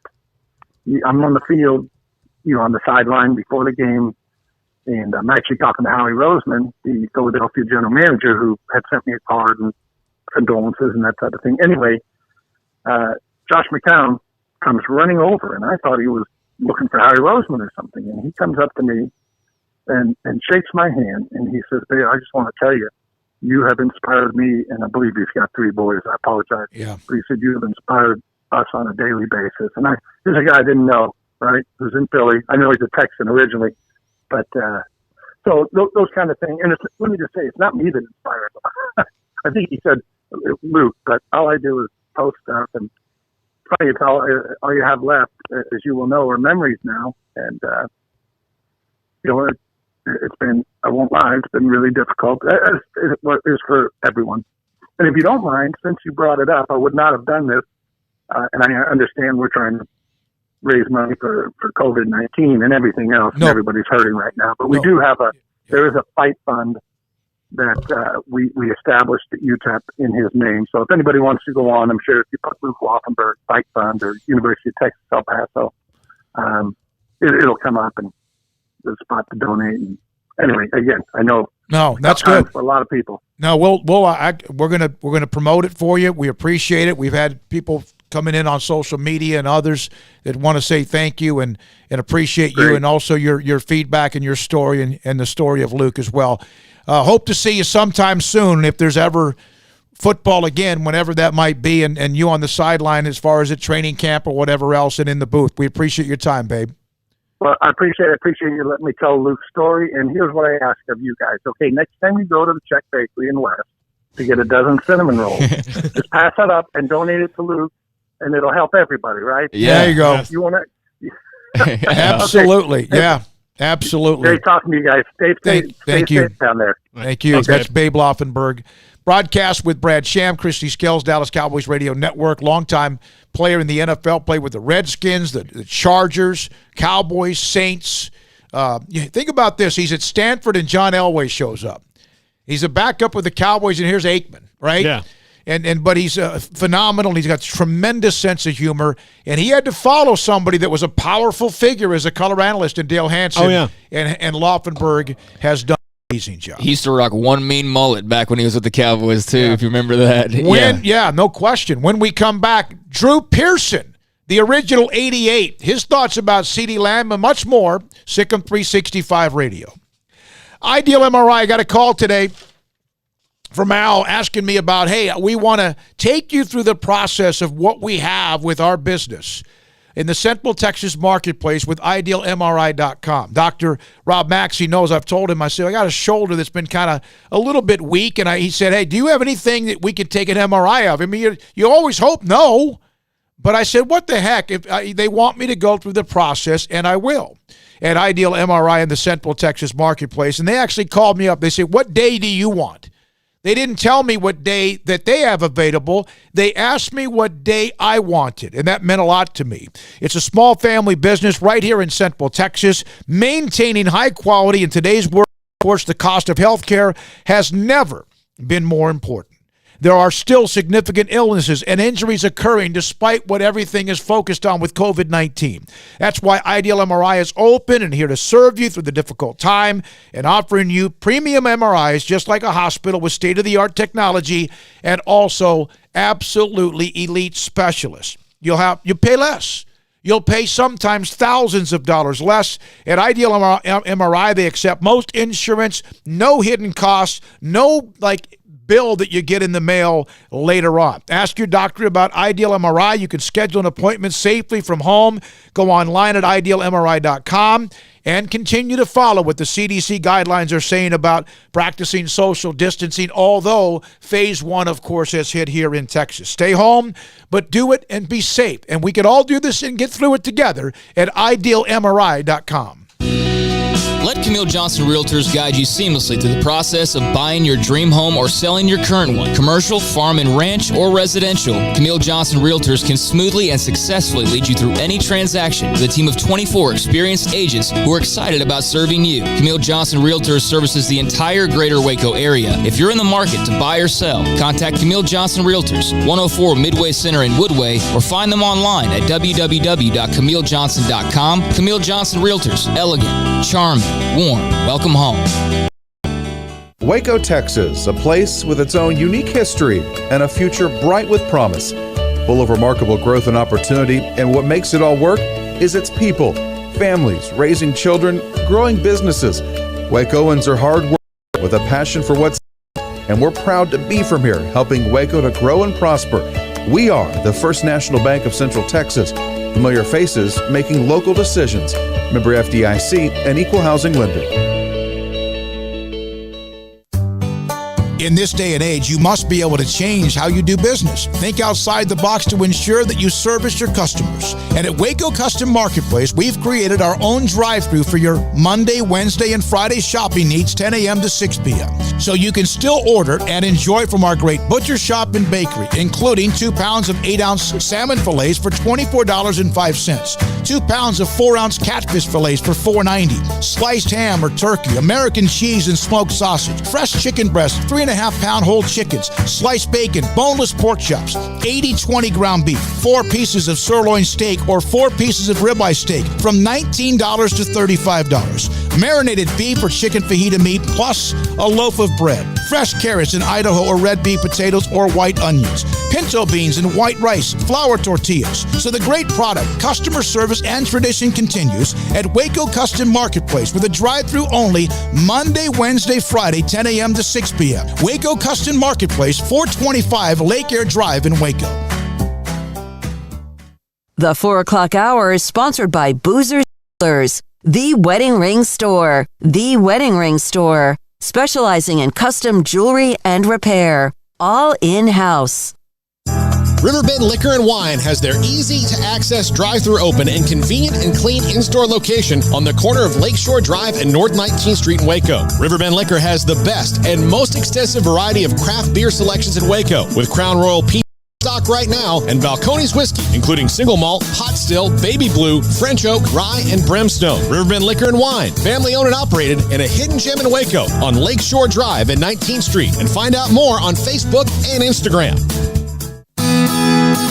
SicEm365 Radio is presented by IdealMRI.com. Ideal MRI is a small family business right here in Central Texas. We're open to support our community through this crisis. When you need an MRI, ask your doctor for an Ideal MRI. Visit us at IdealMRI.com or call us at 833-IDEAL-MRI. Hi, this is Steve Huff, head football coach, College Station High School, and you're listening to SicEm365 Radio with David Smoke, Paul Catalina, and Craig Smoke. This is SicEm365 Radio. This is the spectacular rookie number 88, Drew Pearson. And this was the game breaker as Staubach put it out of reach from Los Angeles with this completion. That's as close to a victory dance as you'll ever see by Pearson as he got it in the end zone. The Cowboys went on to win 27-16. Here we go with this 4 o'clock hour, thanks to Babe Laufenberg, and he sent me a text. I'll read it to you in a moment. And we go from one guy in Babe Laufenberg, and who's just as good to be around as it is with what we're about to hear from the original 88. This is on the Willis Law Firm chat earlier today. Smokey, the original 88 is as good a human as there is. Tell him his old Fox Sports Southwest buddy says hello. And then we are now introducing who is a Hall of Famer in all of our opinions, and will be soon, we hope, one day, Drew Pearson. Or I riot. Yeah, I'm telling you right now. Man, Drew, hey, we've had you on before. You've spoken at my Academic All-Stars banquet. In fact, we're about to announce the 10th annual team sometime in about 30 minutes on this show. First of all, thanks for being a part of the show. Your thoughts on the 88 legacy.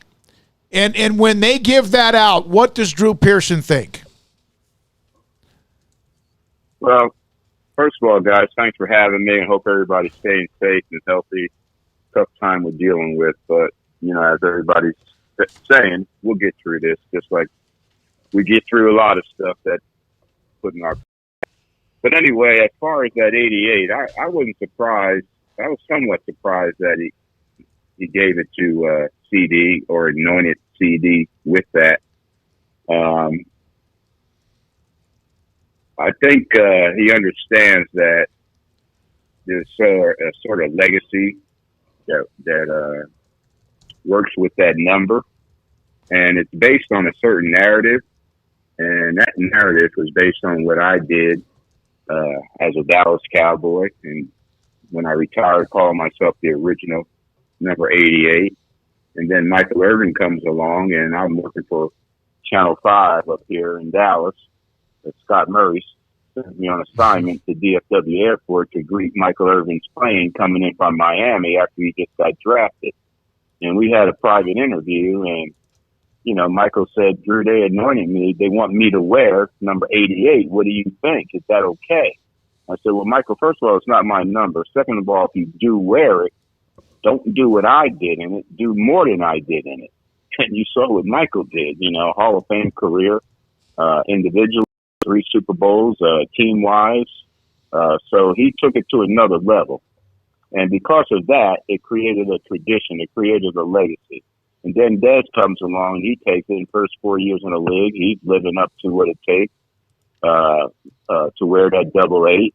And, then he got hurt. And then, that's unfortunate, but he still represented the double 8s very well once he got in it and started wearing it. So the point is, there's a narrative there. And if Jerry's giving it to CD Lamb for the right reasons, then I'm okay with it.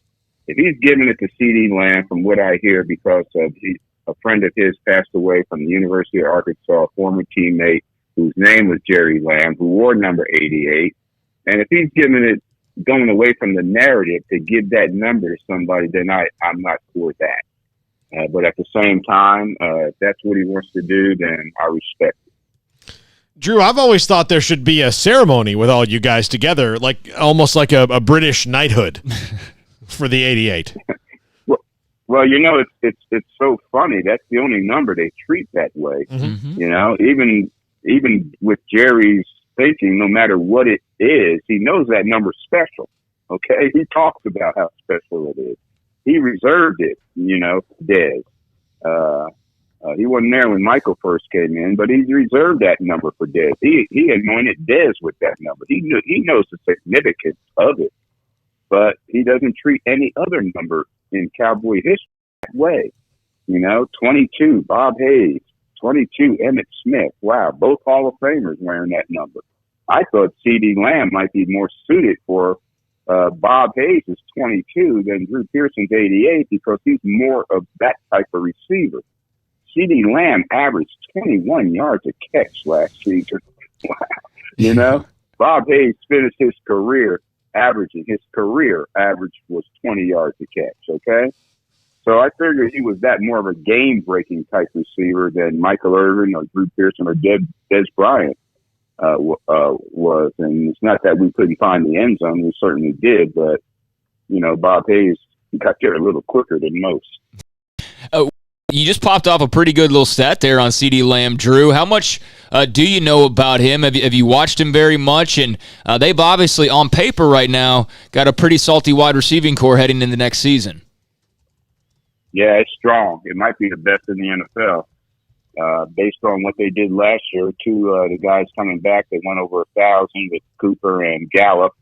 And now you put CeeDee Lamb in that along with Zeke, and Blake Jarwin's really up and showed that he could run some routes from the tight end position. And, you know, all they got to do is get the quarterback signed up and not let that be a distraction in any way, shape, or form with what they got here.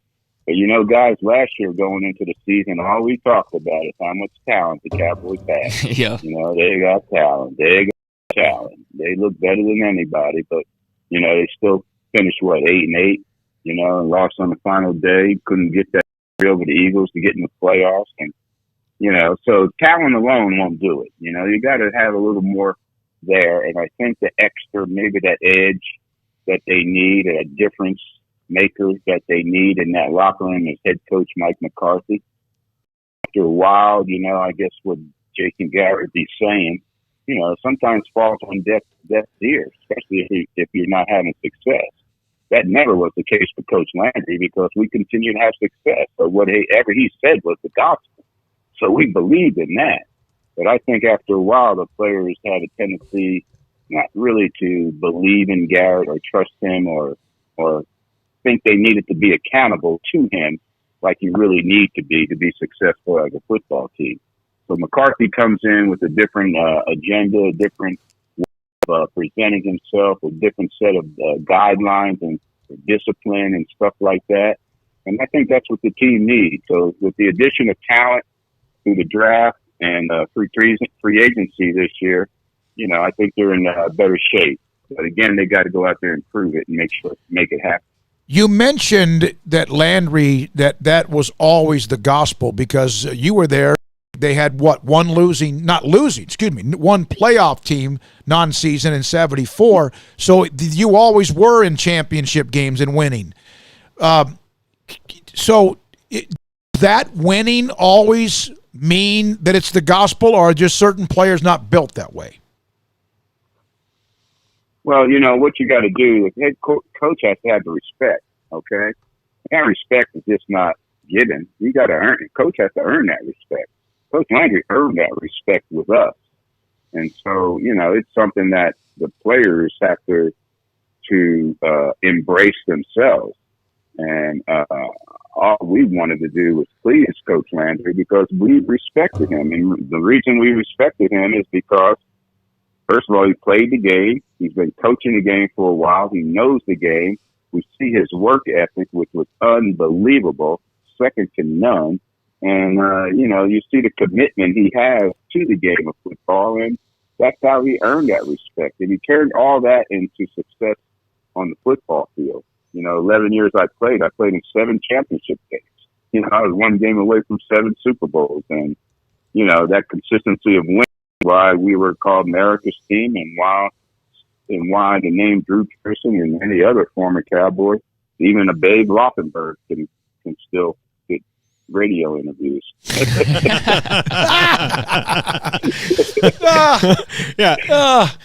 Drew, one of the things I noticed covering the team last year in the locker room that may have hurt Jason Garrett in losing his grip on the team, even though they still respected him, was this is a team that very much in an outside branding sense and, you know, image sense kind of acts like they had won something when they hadn't yet.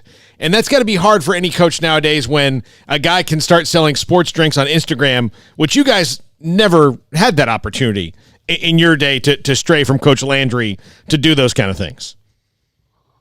No, I think the point you're trying to make is the feeling of entitlement throughout that football team, and I think you're right. I think there is a sense of entitlement there because they get the recognition of the Dallas Cowboys, and anything the Cowboys do, it's in the paper, it's headlines. And so the players understand that everywhere they go, they're exalted, and people treat them like they've won Super Bowls and stuff. But the players don't really understand that you really want to get be loved in this town or this state or wherever. As a Dallas Cowboy, you got to win. It's great being a Cowboy. We established back in the day that being a Cowboy in itself is a big deal. You hear a lot of these players play for other teams, and now they join the Cowboys and say, "Wow, this is different. I'm with the Dallas Cowboys. Always been a Cowboy fan," and stuff like that. But it's special to be that. But at the same time, we earn that respect that we get out there, to the entitlement that these guys appear to enjoy or deal with, and they just don't understand. And they got to create their own. They should want to create their own legacy, build on the legacies that we established, and do like Michael Irvin and Troy Aikman and Emmett and those guys did. Build their own legacy, and then go on and pass that legacy on in hopes that it'll continue to be built on for future Cowboys. But we set that tone, and when they go into a restaurant and get recognized and don't have to wait for a table, it ain't nothing they've done, okay? It's Drew Pearson throwing up every Sunday before a game. Yeah. Hey, Drew, we had the draft this past weekend, obviously, and it was different. It was different than the draft has been. Didn't have a lot of the special announcers like you were able to do.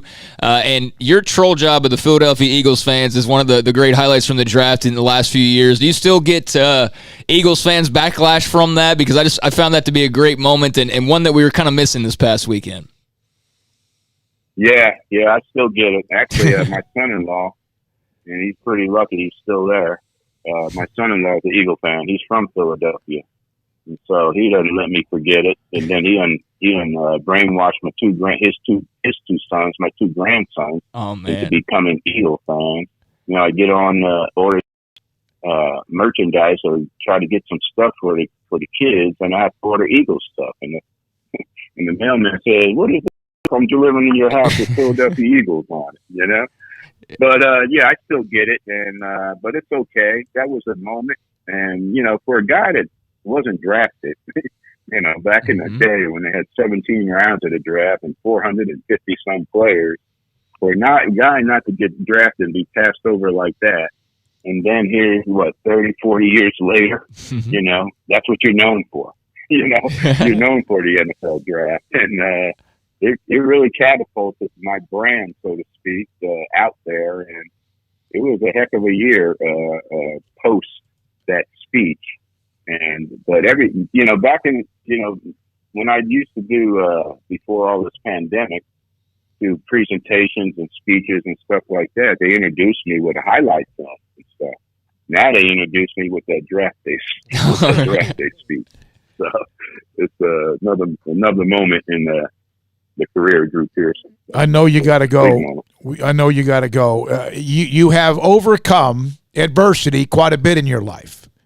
You mentioned not being drafted, what you've had to deal with coming back from a car wreck, and also the fact that you have been overlooked for the ultimate of all immortality in pro football. It's going to happen. I know that maybe this past January or February may have been the worst of the gut punches, but you, down deep inside, really, it's going to happen, Drew. It's got to happen. Oh yeah, it'll happen, and it'll happen in God's time, and that's the thing about it. Look what's going on. I've been texting back and forth with Cliff Harris, and I feel for him. He doesn't know anything. He doesn't know if they're going to do it, have it, or postpone it, do it next year, or anything like that. So the good Lord said, Drew, I don't want you to go through that. And not that I'm better than anybody else, but that's the path he has for me. And so he pulled me out of that process, and so he's got something better for me. And I think that'll eventually include the induction into the NFL Hall of Fame for sure. Well, you're a Hall of Famer to us and always have been, and I appreciate when you did come down and speak to our great student athletes and everything else you do, man. Thank you for your time, and we appreciate it. Enjoy it. Anytime, guys. Thanks for having me, and stay safe, stay healthy, and go Cowboys. Yes, sir. That's Drew Pearson, the original 88. Pearson, Irvin, Dez, and now we'll see what happens with CeeDee Lamb. And, of course, Antonio Bryant's in the middle of all that. So, yeah, and we just kind of don't even mention him at this point, except for yesterday on the show. But he's cool with CD getting 88. He obviously knows a little bit about CD, but he's cool with it if it's for the right reasons, not for different reasons like the one that he proposed as far as Jerry's ex-Arkansas teammate having the last name Lamb wearing 88 and all that. That was the first I heard of that. That's kind of weird reasoning if in fact there's some substance to it. But, you know, they do treat that number differently for whatever reason. That 88 is different than 22. It's different than any other jersey that's maybe been worn by a couple of guys who are really good players. That 88's just treated differently. And I think, you know, if you're going to put it on somebody's back, it's not a bad choice. When we come back, we got to wrap up this 4 o'clock hour. The 5 o'clock hour is going to be pretty special, we hope. For 20 student athletes in Greater Central Texas, they're about to hear their name attached to the 10th annual Academic All-Stars team in Central Texas. 20 student athletes. We're going to name them, tell you where they're from, a little bit about each one of them, and then we're going to take the Phil Bennett interview from Radio Gold on Tuesday. And for the first time since we started this show 4 weeks ago, in this, the 20th episode, we're going to replay an interview because the feedback from you has been phenomenal. And we appreciate the feedback, whether it's on the Riverbend Liquor and Wine text line at 254-339-1122, the Willis Law Firm, the chat room on Twitter, at Paul Catalina, at Craig Smoke, at David Smoke, at SicEm365 Radio, and the staff and ownership of what seems like we have more people than I can ever imagine. Everybody on the same page. It's fantastic. This is SicEm365 Radio. It's the weekend. Riverbend Liquor and Wine has their easy-to-access drive-thru open. They do every day, but it's the weekend, and maybe you want to have some beverages, and that's a great place to go. Convenient, clean in-store location on the corner of Lakeshore Drive and North 19th Street in Waco. Riverbend Liquor has the best and most extensive variety of craft beer selections in Waco. Just walk in that huge walk-in freezer. It's for refrigerator. It's fantastic. Plus, great whiskeys in stock right now, like Crown Royal Peach, Balcones, including Single Malt, Pot Still, Baby Blue, French Oak, Rye, and Brimstone. Riverbend Liquor and Wine, family owned and operated in a hidden gem in Waco, Lakeshore Drive and North 19th Street in Waco. Find out more on Facebook and Instagram. This is Waco, and this is Boozer's Jewelers. When locals want luxurious jewelry and at a competitive price, they come here. This is Brad Boozer. He's the owner of Boozer's Jewelers. Boozer's is the premier wedding ring store. They specialize in loose diamonds and wedding rings. At Boozer's, they have 7 jewelry counters dedicated to wedding rings and diamonds only. They also specialize in heirloom jewelry, custom jewelry, watches, and much, much more. So what are you waiting for? Stop on in today and discover why the locals trust Boozer's for their jewelry.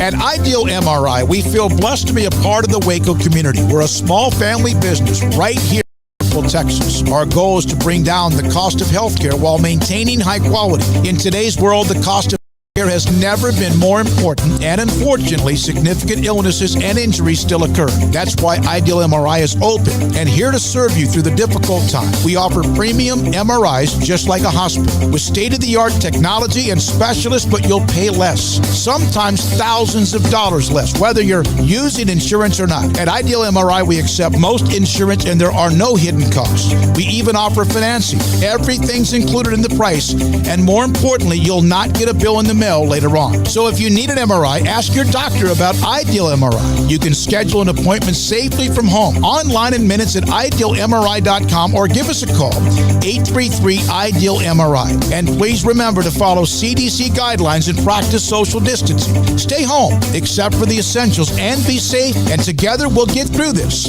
at idealmri.com.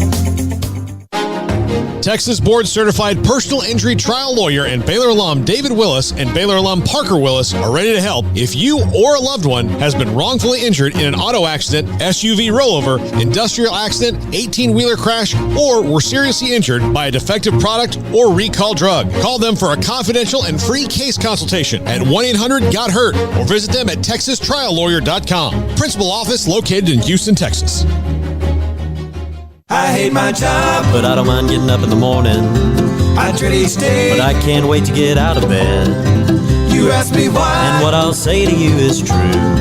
Well, you can get breakfast tacos at Rudy's Barbecue. Scrambled eggs and brisket, they ain't fooling around. Salsa drap, son, they're the best in town. Barbecue for breakfast, yes, it's true. Put a smile on your morning at Rudy's Barbecue. Next in line.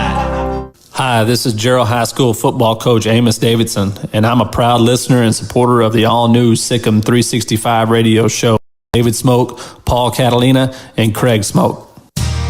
How did Edward Jones become one of the biggest financial service companies in the world? By not acting that way. Financial strategies, one-on-one advice, it's a big difference. And that's why Brad Wilson, your Edward Jones financial advisor, makes sense of investing. Experience the difference for yourself. Brad Wilson, 250 Sharon Drive in Woodway, 254-776-4337. Edward Jones, member SIPC. This is SicEm365 Radio.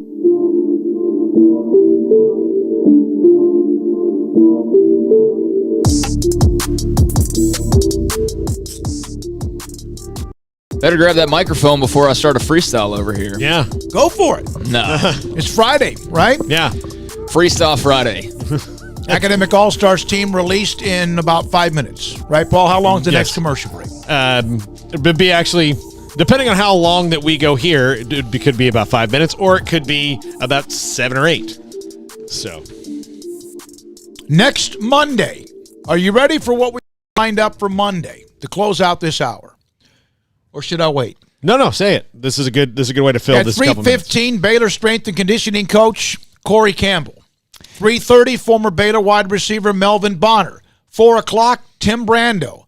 4:30, former Cowboys and Baylor wide receiver Terrence Williams. He will. Very interested to hear from him. And I will let Terrence know that I did vote him wide receiver on the all-decade team.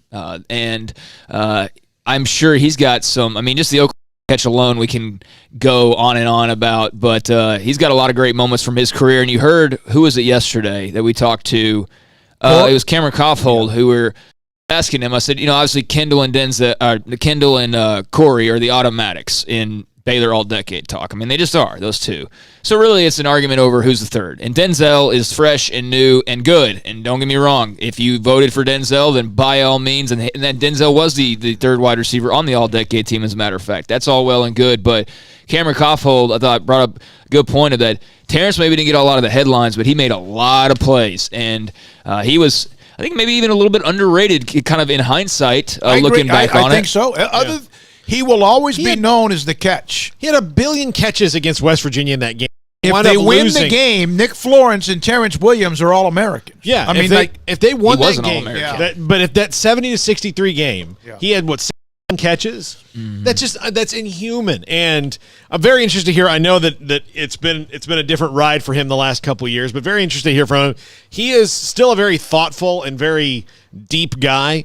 Terrence is, so looking forward to hearing from him. I saw him after his playing career a lot more than you guys did, just by going up to the Cowboys every week, and then that it was just gone. It was very, very strange. He wasn't. That's right. 2012, he ended up being an All-American, and he just that one single game. Yeah, the last memory I have of T. Will was when he was still with the Cowboys, and I haven't been to training camp in a while, so this must 3 years ago, but when he had the purple Joker paint job on that, what was it? It was some kind of a muscle car, sports car. And a Mustang, I think? Yeah, it was something like that, and it was all tricked out, had purple paint with like the red, Glasgow smile sticker on it, and he was living it up then, no doubt about it, but him and Dez were running buddies, and obviously that was a different era in the Cowboys, so look forward to with him on Monday. So he'll be with us along with Brando, Campbell, And Corey Campbell also, will be great, too. Melvin Bonner, former great receiver. Also, all of us are going to rip phone books with Corey Campbell. Yeah, and that's, by the way, that's just part of what we have Monday. We still have today. We still have the next hour of this, the last day of the week. We come back and announce the 2019-2020 High School Academic All-Stars team, brought to you by sponsor Texas Farm Bureau Insurance, and then the replay of Phil Bennett's SicEm365. They've been serving Central Texas and Waco for 21 years. Who's that? Well, Richard Carr, Buick GMC Cadillac. Their employees are the people you can count on during these times. They're the people you can count on to get you in a car or truck safely and on your terms. The showroom's disinfected daily. They closely monitor their employees' health and make sure that everybody's washing their hands and disinfecting constantly. The Richard Carr sales staff not only does all that, but they will also bring a car to you for a test drive, and they can complete financing online. Right now, amongst their offerings, they've got the 2020 Buick Encores and Enclaves in stock, 0% for 84 months for qualified buyers, plus Richard Carr anniversary savings. Also have the GMC line of Sierras, Acadias, Terrains, and Canyons. 2020s, all 0% for 84 months for qualified buyers, plus Richard Carr anniversary savings. They're your local family dealer and proud Baylor Bear alumni, and they want the chance to earn your business. Get great prices, plus free oil changes with a new purchase, and in-town priority warranty service. All comes with purchase at Richard Carr, Buick, GMC, Cadillac.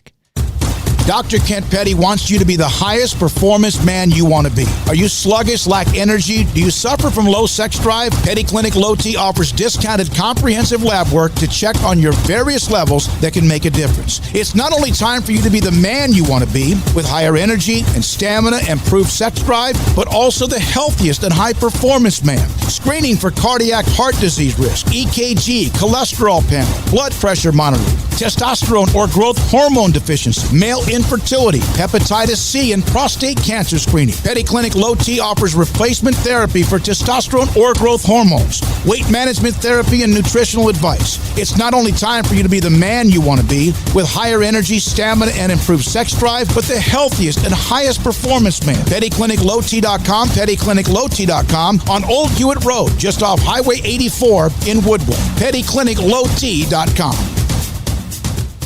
Hi, this is Charlie Roten, head football coach at Rogers High School, and you're listening to SicEm365 Radio with David Smoke, Paul Catalina, and Craig Smoke. We are facing some unique challenges at this time. We want to do our part to support not only our community, but our medical providers who are really overtasked right now. Governor Greg Abbott has required dental offices to postpone all elective dental procedures, but still be available for dental emergencies. At this time, dental emergencies are those that are defined as something that would make somebody consider going to the emergency room for treatment. We're offering to see you at our office Tuesday, Wednesday, and Thursday from 8 to noon, and we will waive all fees. We're doing this to support the community and support the medical system. This will allow the overtasked medical community to focus on the truly needy at this time. In the midst of what seems to be so much gloomy news, we want to send a positive signal of our faith in our community and in each other. We're all in this together. We're all in this together. We are all in this together. We're all in this together. We are all in this together. We're all in this together. We're all in this together. We are all in this together. We're all in this together. We're all in this together. We're all in this together. We're all in this together. We're all in this together. We are all in this together. We're all in this together. We're all in this together. We're all in this together. Thank you and God bless.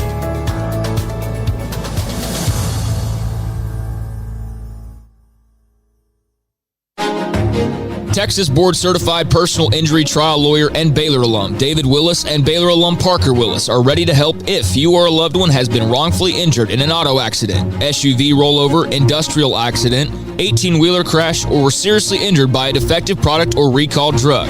Call them for a confidential and free case consultation at 1-800-GOT-HURT or visit them at texastriallawyer.com, principal office in Houston, Texas. At Ideal MRI, we feel blessed to be a part of the Waco community. We're a small family business here in Central Texas. At times like these, the cost care has never been more important. And unfortunately, significant illness and injuries still occur. That's why Ideal MRI is open and here to serve you through this difficult time. If you need an MRI, ask your doctor about Ideal MRI. You can schedule online in minutes at idealmri.com or call 833-IDEAL-MRI. And please, remember to follow CDC guidelines and practice social distancing. Stay home, except for the essentials, and be safe. Together, we'll get through this. This is SicEm365 Radio. The 5 o'clock hour is sponsored by Edward Jones Investments with financial advisor Ben Erlinson, who'll navigate you through today's financial climate at 254-759-8533. Edward Jones, making sense of investing. Baylor trying to go 6-0. Hasty to the end zone. Touchdown. Baylor wins in double overtime. SicEm365 Radio is presented by IdealMRI.com. When life is stressful, there's an ideal solution. Ideal MRI. Here's David Smoke, Paul Catalina, and Craig Smoke. Replay of the Tuesday interview, Radio Goal, with former Baylor defensive coordinator Phil Bennett. We'll have that here in a moment. But today we announce, as we do on the 1st of May, or whatever the first day of May is, on the weekday that is, this May 1st, the annual Academic All-Stars team, 20 elite student athletes from nominations that are from over 90 high schools in Greater Central Texas. I started back in the 90s when I was in East Texas. I have a question. Yes. So when we got let go from that place where we all used to work, you could have easily dropped this and just decided to not do it anymore. Now, you've been doing it for a very long time. So why? Why do it this year amidst the circumstances? You're going to make me get emotional else? here. I'm curious. Of everything I have ever done in radio, covering Super Bowls, being at championship games, relaxing at training camp in California or in Arizona, this means everything to me when it comes to my career, because this is, student athlete still means something to me, and it needs to. I know that it's changing because of collegiate athletics, and the reason is because we have a commitment from sponsors. And despite the fact that it seemed like that what we were doing for the last 9 years was something that was annoying to people, they didn't care for it at all. Where we used to be, and that's I tried not to say that, but it's true. But they love local. Yeah. This is about spotlighting 20 amazing young men and women. I wish we could spotlight all of them that were nominated in this day and age where you hear about kids today and all that. So I've been saying that now for almost 30 years. Why? Because of Texas Farm Bureau Insurance and what Carl Ellis and Mike Garrett committed to, and because of the great sponsors, Westdale Asset Management, Englander Design Pack, Southwest Sports Medicine, Allen Samuels, Dodge Chrysler Jeep Ram, Fiat, Coca-Cola, Ray Broker, HEB, Rudy's Country Store and Barbecue, and our 501c3. Thank God for the Waco Foundation. Thanks, Craig.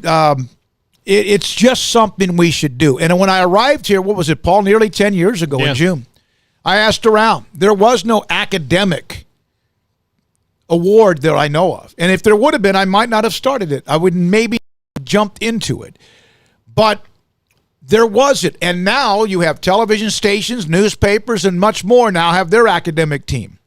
And I don't know, maybe they did that before, but I did not know a thing about it. So we did it because these are great kids. 20 elite student athletes. These are senior student athletes. 9 of these 20 are valedictorians. 3 of them are salutatorians. And the overall average grade point average, or class average, not class average, but grade average, is 101.5. Every time I say the number, it's like a radio station. Mm-hmm. I'd like to say that I was anywhere close to that at any point in school. We were going to have the banquet May the 13th at the Texas Sports Hall of Fame. Stephen Mackey, who we've had on the show, was going to be our guest speaker. And obviously, we're trying to figure out how to maneuver that. We haven't given up. The banquet, that's not going to happen, but Paul's got some ideas to do it virtually. We're going to figure that out. If we don't, the bottom line is I will be in touch with all 20 of these student athletes, and they will receive a $1,000 check. And they'll also be highlighted at some point here in the next couple of weeks through other media, through other social media and perhaps outlets. All right, no particular order. Patrick Quinn, 4 years lettered in swimming at Ellison High School in Killeen, valedictorian of a senior class of 560. He's going to Texas A&M in College Station. That's a high number. 1 out of 560. Harlan Cook from Lampasas. He was waiting to hear back from MIT or Rice to attend Rice University. Not a bad choice between the two. I mean, either way, I think you're good. So. 106.020 grade point average, second in his senior class at Lampasas. Harlan Cook from Lampasas. Soccer also was a part of many things UIL academics, and also was even, along with playing in soccer, he was also a part of the band. Bryce Tonkin. Bryce. Riker Catholic School. 101.21 grade point average. Valedictorian of his senior class, attending Southern Methodist University. By the way, Bryce once came to see me do stand-up and improv comedy and said he wanted to do this. I said, stay in school. Football, track, and powerlifting. Glad he took that advice. Derek Tompkin, a great tech. Mm-hmm. Andrew Posey from Temple High School. He's going to attend the Macomb School of Business at UT Austin, a 105.864 grade point average. He's the valedictorian of Temple High School. He played 4 years of tennis. Very nice. Tell you what's unique about him, he also was in the orchestra. Huh. Jeffrey Nickerson of La Vega High School. Track and field, cross country, also basketball. He also is a part of the marching band. He is 14th in his senior class at La Vega. He sent me a text early this morning. He's going to Lenore Rhine College. Oh, really? College University in North Carolina. Yeah. Ever since Matt Rule, when we discovered that connection, Matt Rule and his previous assistant coaching spot, like early on in his career, it was like one of the Carolina schools. But I went and looked up that area just out of curiosity. It's beautiful out there, man. Like Asheville North Carolina's kind of like Boston in that there's just colleges. It's all it's really cool looking. I liked it a lot. So congrats to that young man. Austin Birch Vanguard College Preparatory School, going to the University of Oklahoma. They don't rank their classes. Some of the private schools don't do that. I'm sure if they did, I talked to Austin last night, he'll be one of the top 2 or 3 students. Football, basketball, baseball, track and field. Already eligible to be governor of Oklahoma. Basketball player from China Spring. He also played golf for 2 years. Davis Golden, a 6'7" golfer. Think about that. China Spring High School, 105.43 grade point average. First valedictorian, first in a senior class. Do you have to get, this is not a joking question, do you have to get custom clubs if you're 6'7"? Oh, you have to, yeah. Yeah, I figured you probably did. How about this for a grade point average? 106.1755, 15th in a senior class of 552. Lettered 3 years in soccer at Midway High School, Kyle Kowalski. Braden Brashear. Coach Brashear's son. Yeah, from Yale High School. Yeah. He won 111 games, I think. Isn't it? Well, no, that's not possible. No. That would be a record. It'd be like 25-1 every year. A 103.94 grade. No wonder he's so good at high school. Yeah, 103.94. He's a 13-year letterman. He's 4 years, fourth in his senior class. Football, basketball, tennis, and also golf. What did he say about it? Hold on. Coach Brashear's, by the way, I did his coach's show for the last few years. Yeah. And one of the questions I asked him, I said, your son is the quarterback. I know you don't. And he said, I believe he says, my son's the quarterback. He's also much smarter than me, and I can't let people know that. Well, you just told him. He said that joking. He's been on the sideline. Of course, he's from the time he was 10 years old with his father as a coach.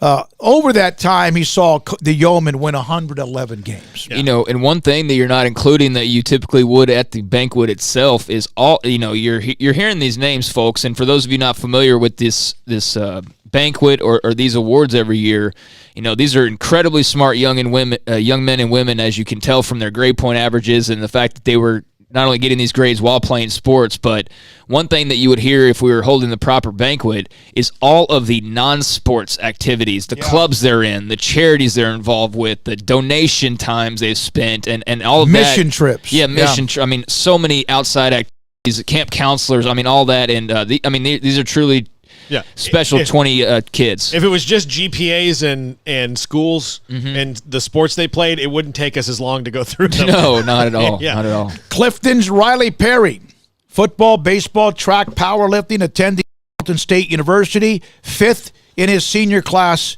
at Clifton High School. When I talked to Coach Caniford last night, I said, tell me about Riley Perry. He said he's the boy next door. He is just that kid. All right, now, the girls. Rachel Callis from Abbott High School. Remember her? She's the track athlete that, injured. She was injured, and then she came back to win a state championship. Fantastic athlete at Abbott. Track, volleyball, basketball, tennis, and cross country. 4th in her senior class. She's attending Texas A&M University. Cherith Hicks of Shoemaker High School in Killeen, United States Military Academy at West Point. Yep. That's tennis. Our first one so far this year. Track, volleyball, not tennis, track, volleyball, basketball, and UIL academics all 4 years. I think 2 years ago, did we ding all 3 of them? All the service academies? All the service academies in one? We had the Air Force, the Naval Academy, and also the West Point. Taylor Bossy from Chilton High School. Valedictorian of her senior class. All 4 years, volleyball, band, basketball, track and field, tennis, and also while doing all that, also was a cheerleader.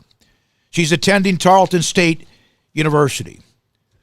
Aubrey Fawcett, Academy High School. In fact, I think her mother tweeted out that we would be announcing this team at 5. 101.6 average. Valedictorian of her senior class. She was a part of basketball, volleyball for 3 years, 2 years of track and field, and also was a cheerleader as well for 1 year. She's attending Mary Hardin Baylor in Belton.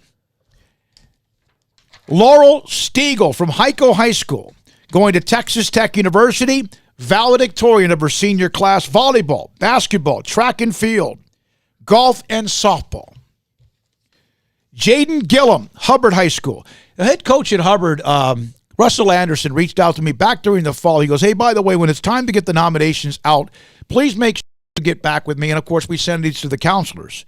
And sure enough, Jaden Gillum, she's going to A&M.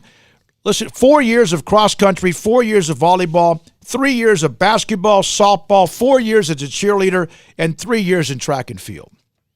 A lot of A&M representation in this year's class. And that's always the case. Usually pretty split. A chunk of A&M. Yeah, usually a lot of A&M, a lot of Baylor, although not this year with Baylor. Well, but, speaking of Baylor, our first one going to Baylor, Anna Maddox from Crawford High School. Volleyball, basketball, volleyball 4 years, basketball 4 years, track 3, tennis 3, softball 1. Second in her senior class with a 106.4 average. I want to know who beat her out. I bet there's beef. I bet there's big beef between those two. So she's a salutatorian at Crawford High School. Anna Maddox is on the team. All right, this is Landry Lesper from Thorndale High School. 4 years volleyball, 4 years of track and field, and won her last senior year. She played softball. She's third in her senior class at Thorndale. 107.909 grade point average. So first and second would have to have like 108 and above. Those numbers don't compute to me. They don't. All right, Hallie King from West High School, 105.484 average. Valedictorian of her senior class, 4 years of volleyball, 2 in basketball. United States Military Academy at West Point. There we go. Now they'll make friends. They'll Hallie know King already going up. And it's important to the first 6 weeks of that thing, too, that you have somebody you can... Yeah, right. And this is interesting because this young lady sent me a picture. I got it in the P.O. box that I had gotten the new P.O. box to get these Academic All-Stars nominations because some weren't getting to me. But she sent me a picture. She goes, Mr. Smoke, this is the picture. I forgot to send it with my nomination. Well, I never got the nomination. That's a different story. From Waco High, Sophia Swenke, 4 years of tennis, a 110.19 average and valedictorian at Waco High. Wow. Impressive. Wow. And so you could tell she's selected as the top student to represent Waco High at the leadership workshop, of course. So those are the 20. There are 9 valedictorians, 3 salutatorians, 2 going to military academies, 1 going to Rice, of course, Baylor, and there's Texas, and a chunk who are going to Texas A&M. Another just impressive group.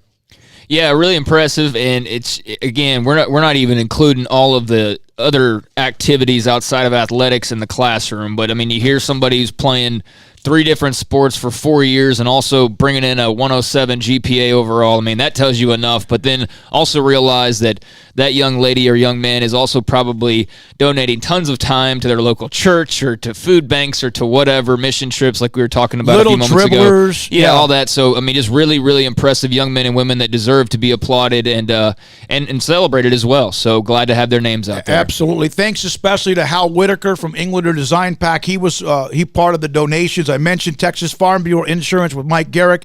Carl Ellis, thanks to Westdale Asset Management, Joe Beard, Southwest Sports Medicine, Matt Rohr, Cameron Koffold, Bob Locke and Ted Teague at Allen Samuels, Dodge Chrysler Jeep Ram, Ray Broker Air Conditioning and Heating, thanks to Ronnie Kroll, Jay Black at the Texas Sports Hall of Fame, Cassie Mercer at HEB, Rudy's Country Store and Barbecue, thanks to AJ and Glenn. Appreciate them, and the Waco with Leslie Mitchell and also all of the other staff there that handles our 501c3. That's the 10th annual Academic All-Stars team, and this is SicEm365 Radio. One size fits all. That may be all right for an adjustable belt or cheap sunglasses, but when it comes to your financial needs, no one wants a one-size-fits-all strategy. Ben Erlinson, your Edward Jones financial advisor, knows that his most important goals are yours. That's why he takes the time to understand your needs, knowing you. That's how Edward Jones makes sense of investing. Ben Erlinson, 100 North Street in Waco, 254-759-8533. Edward Jones, member SIPC. Hi, this is head football coach at Gatesville High School. You're listening to SicEm365 Radio with David Smoke, Paul Catalina, and Craig Smoke. Riverbend Liquor and Wine has their easy-to-access drive-thru open and convenient and clean in-store location on the corner of Lakeshore Drive and North 19th Street in Waco. Riverbend Liquor has the best and most extensive variety of craft beer selections in Waco, with Crown Royal Peach in stock right now and Balcones Whiskey, including single malt, pot still, baby blue, French oak, rye, and brimstone. Riverbend Liquor and Wine, family-owned and operated, and a hidden gem in Waco on Lakeshore Drive and 19th Street. And find out more on Facebook and Instagram. Ideal MRI is a small family business right here in Central Texas. We are open to support our community through this crisis. When you need an MRI, ask your doctor for an Ideal MRI. Visit us at idealmri.com or call us at 833-IDEAL-MRI. Our communities are facing unprecedented times. At Boozer's Jewelers, we care about you and your family. If you're like me, your home has unwanted or unused jewelry lying around. They can have value, and that means we can turn that jewelry into instant cash. This is a great way to get the most value from your unwanted jewelry. At Boozer's Jewelers, we buy all kinds of unused jewelry. So give us a call and let us give you peace of mind and cash for your unwanted or unused jewelry. Let Camille Johnson Realtors guide you seamlessly through the process of buying your dream home or selling your current one, commercial, farm and ranch, or residential. Camille Johnson Realtors can smoothly and successfully lead you through any transaction with a team of 24 experienced agents who are excited about serving you. Camille Johnson Realtors services the entire greater Waco area. If you're in the market to buy or sell, contact Camille Johnson Realtors, 104 Midway Center in Woodway, or find them online at www.camillejohnson.com. Camille Johnson Realtors, elegant, charming, warm, welcome home. Texas board-certified personal injury trial lawyer and Baylor alum David Willis and Baylor alum Parker Willis are ready to help if you or a loved one has been wrongfully injured in an auto accident, SUV rollover, industrial accident, 18-wheeler crash, or were seriously injured by a defective or recall drug. Call them confidential and free case consultation at 1-800-GOT-HURT or visit them at texastriallawyer.com. Principal office located in Houston, Texas.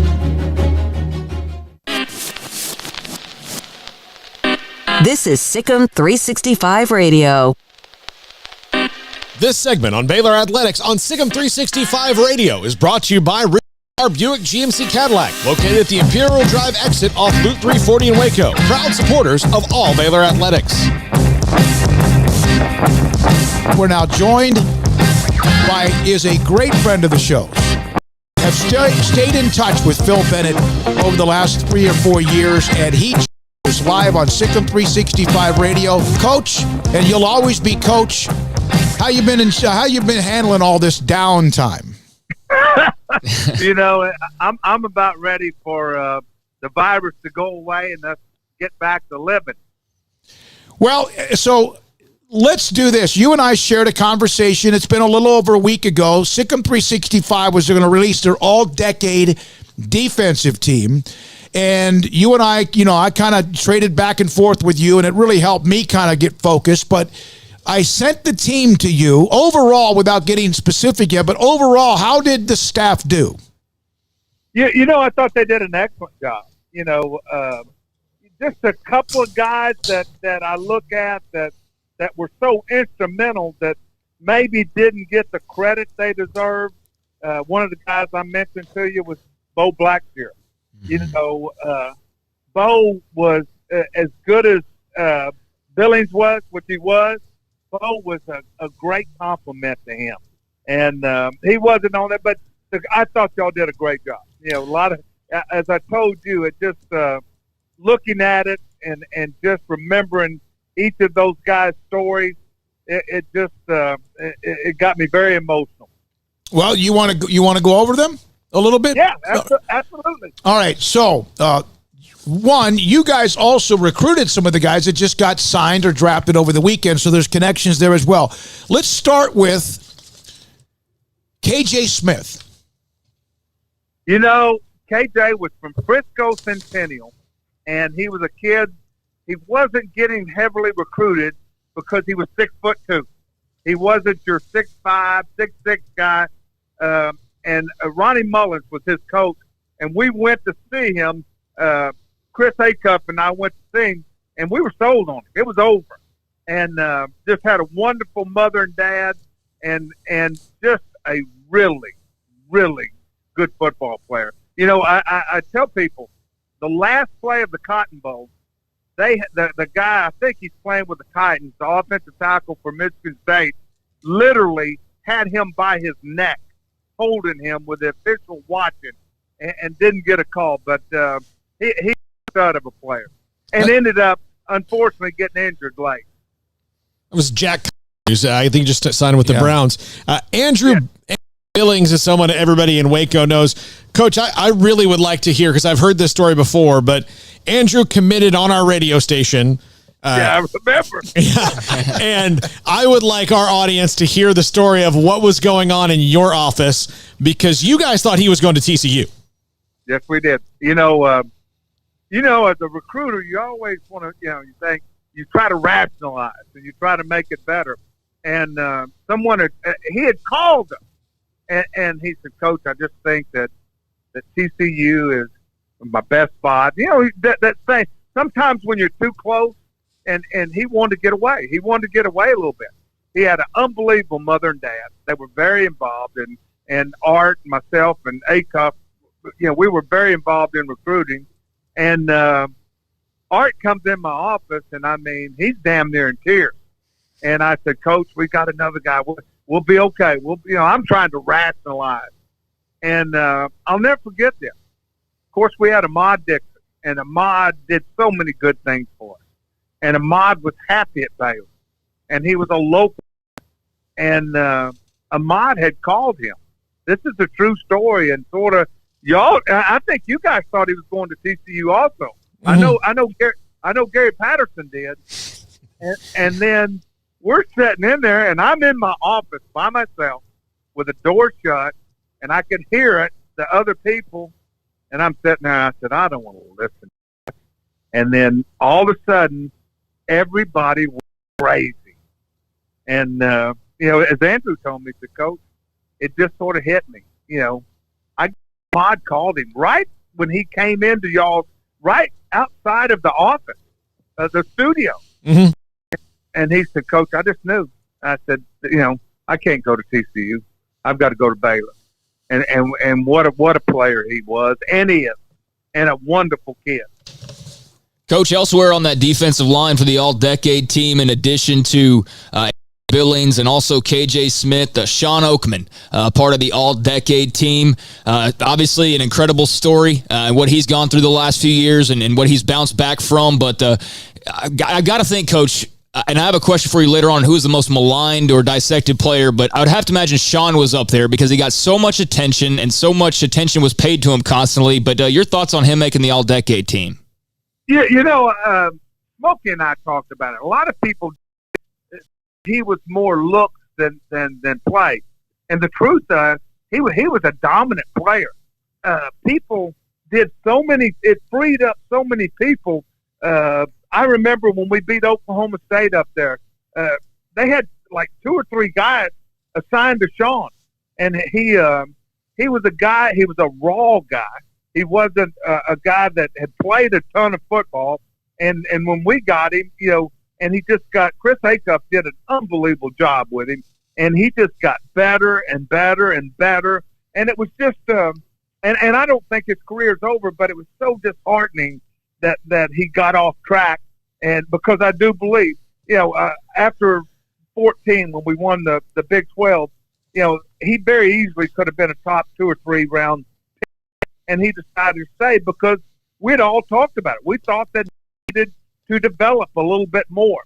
And he was a much better player than, a lot of people thought it was just look.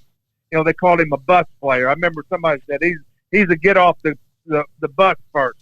I never saw that. I thought I've had enough of him. He was very productive, and he made it a lot better for other guys. The linebackers, Hager, Lackey, which was a tremendous story, and then Taylor Young from DeSoto.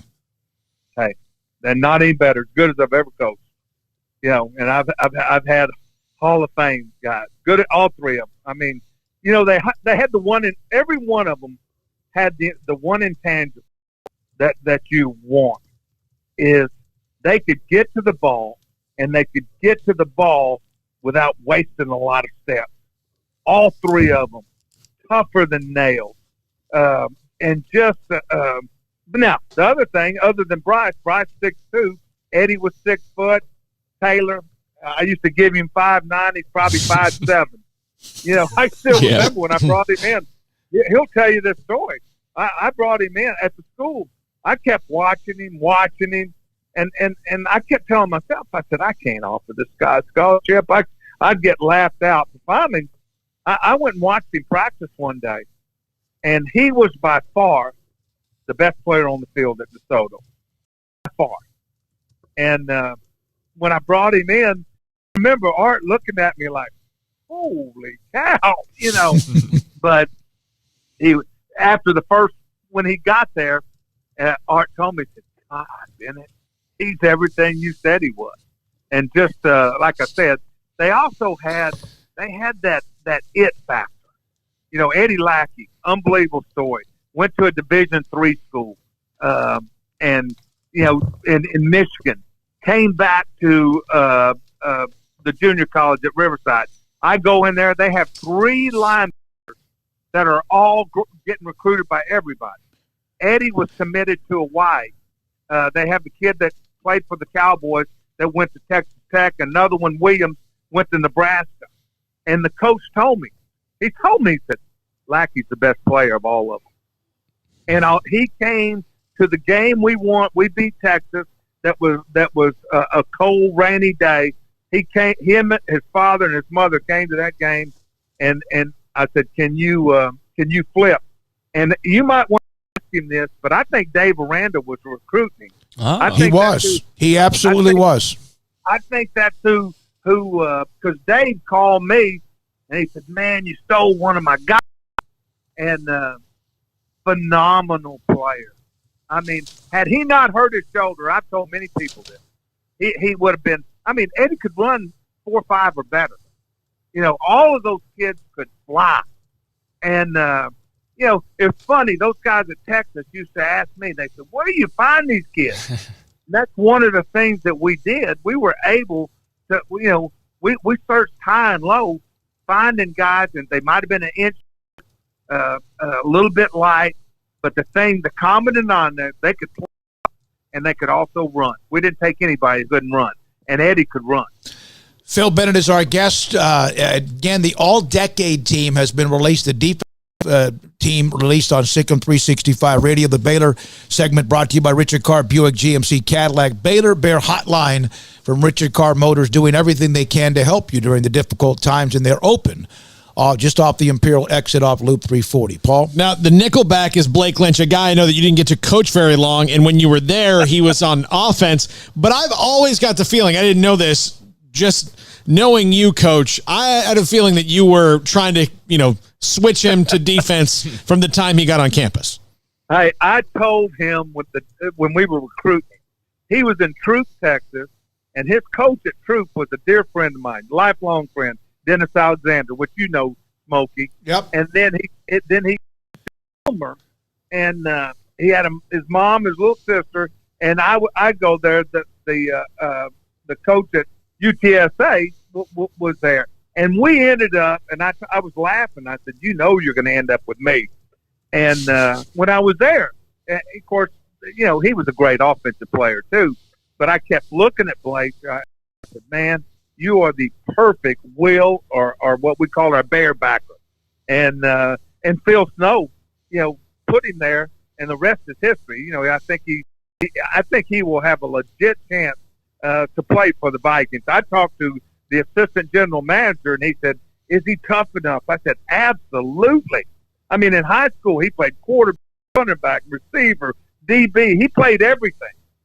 And that's what you're looking for. And his best football is really coming up. Coach, taking away from the team for just a second, how many, GM or coaches or whoever in the NFL were reaching out to you over the last few weeks, few months in regards to a lot of these guys who we saw getting drafted or signed on Saturday? Well, obviously I had the kids at, one of the fun things watching this year, Baylor, was all those kids, we handpicked them. Clay Johnson, Bravion Roy. I took Bravion Roy because in a fight, Westfield and his school, Springs, he went after Ed Oliver. And it just endeared me. And he was a badass. But all those guys, Henry Black, Graylin Arnold, linebacker, Clay Johnson. Bernard, we were recruiting, and our guy from Paris was announced. I was involved with all of them because we were so proud of them. And I told many people. I told Phil Snow. I told all of them. They did a great job with them this year. Jameson, Houston, all those guys. And also my guys at Arizona State. So I've done this so many years. All those guys I know well in the NFL, and I did. I got a lot of calls about a lot of kids. And the fun thing is, I don't think there was anybody at Baylor that I would ever, I didn't think couldn't play, because I think they all could.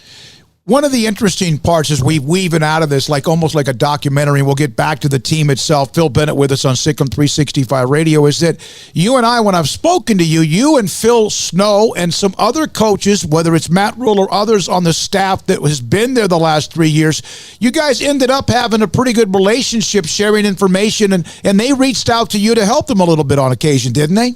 Yeah. They're good people. Listen, they didn't create the situation we were involved in. I'd known Phil Snow and Matt. I tell the story. I interviewed Matt for a GA job when I was at SMU, and he was at UCLA, and just good guys. And coaches people get caught up in that, and our situation had nothing to do with those guys. They came in and did what they had to do, and so it was always. I'm a believer. I love coaches. Both of them are passionate coaches, and it was fun watching them win this year. Defensive backs. All right, Craig, do you have? I had it in front of you. I do have the list here. I did. Okay, here we go. Here you go. Xavier Howard, and also who is Dimitri Goodson as the cornerback. So your thoughts on that, Coach? Well, X was a guy. When I write my book, I'm going to give y'all an excerpt. X was a guy, me and Buck go in there in the thing, and X was going to go to Trinity Valley. And I asked the coach, I said, can I see his transcript? And so we really weren't even, and I look at the transcript, and I'm looking, I said, boy, he's got pretty good grades. I said, what? what's the deal with the R by these grades, these C's and them? And he goes, well, I don't know. He said, but they just said he wasn't eligible. And the guy walks in, and he says, one of the other coaches, he said, well, the coach from Iowa said that it means that it was remedial. I said, really? I said, remedial. As luck would have it, this is a true story, and X will tell you, a woman comes by, she's a counselor. I said, how does X, why did you put him in these remedial classes? She goes, we don't have remedial classes. And I said, what is the R for? And she said, remote. He goes to a different building off campus. Oh, my goodness. And this is a true story. I looked at Buck. I said, get Art on the phone right now. And we had him signed within the day. Man, and now one of the highest paid cornerbacks in pro football, yeah. Yeah. And then Demetrius was another one. I mean, me and Art, of course, we knew his brother. His dad called me. His dad was in federal penitentiary.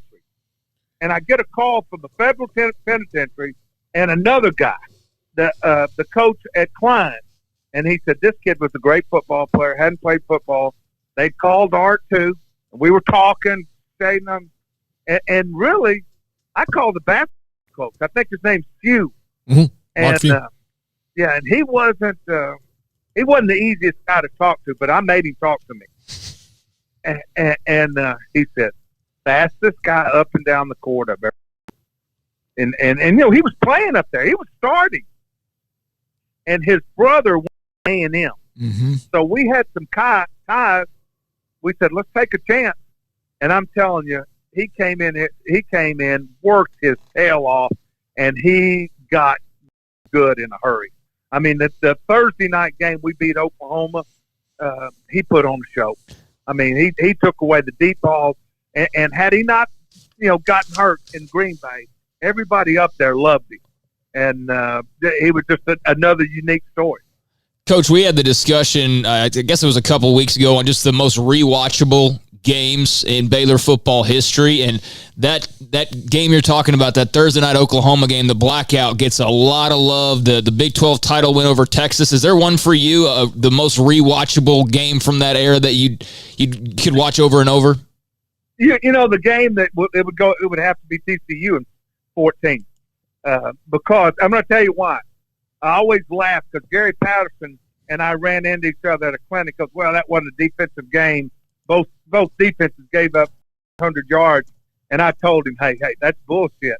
You gave up 800 yards. We gave up 405, and we played more snaps. If you remember, they scored on an interception, a punt return, a fumble, and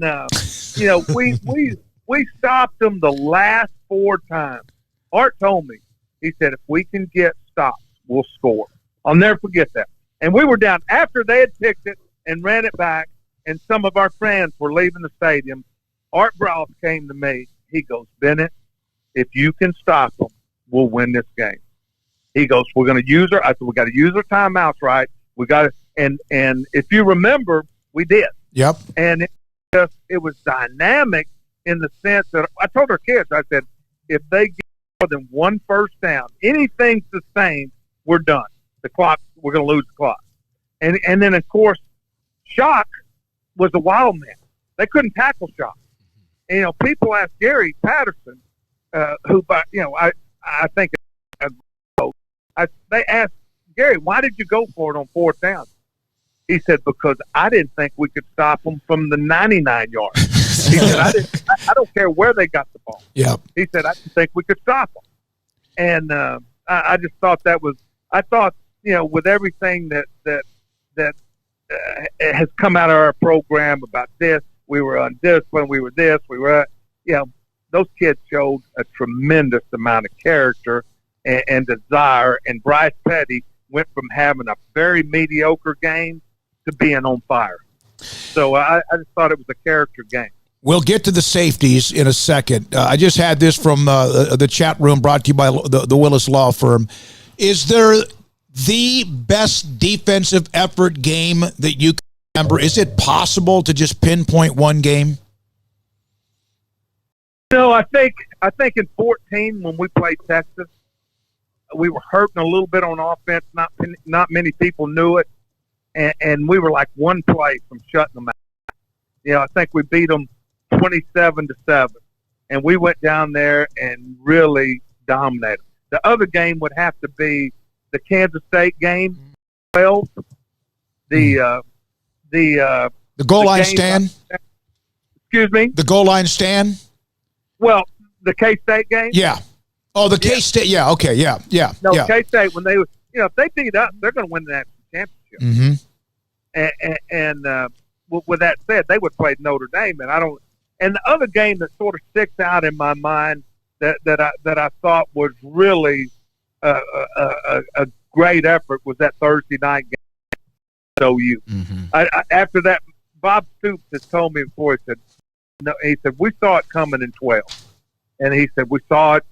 We watched y'all UCLA game, which that was another one. I mean, we go to UCLA, and we had that stream in where we had Mike Hicks was hurt, and Mike was a great player, and he was my quarterback. I mean, I ran everything in the cover for him, and we missed those 5 games that he missed.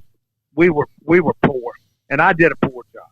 I tried to do what we were doing and do it without him, and then we got him back, and we went that road. We needed to win out, and I think we beat Kansas State. We barely lost to Oklahoma.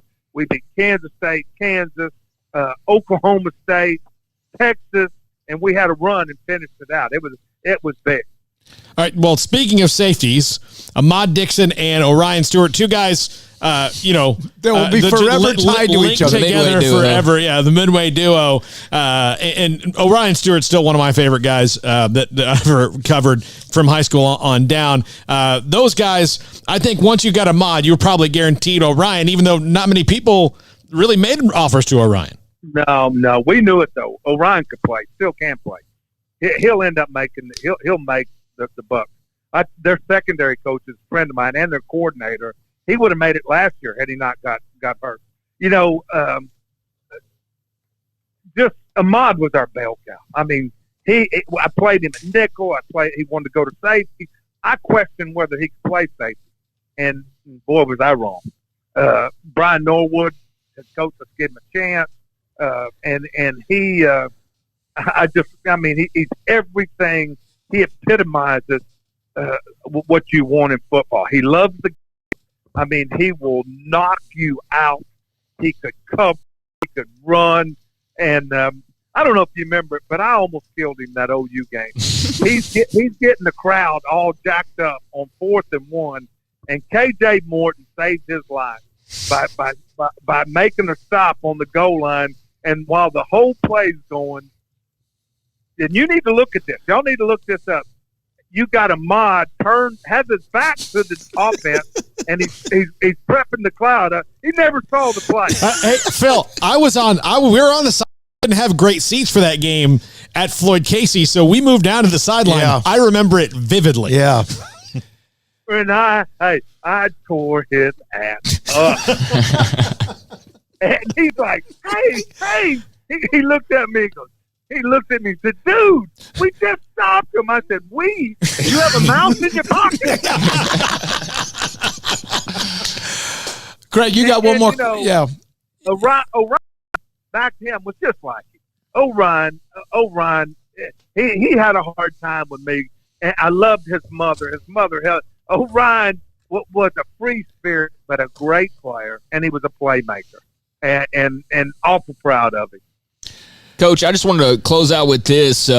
When I was thinking of Ryan Reed, I had this thought, but Sean Oakman also is kind of vicinity as well. Who do you think was the most maligned player or criticized, underappreciated player on your defense over those years that wasn't deserving?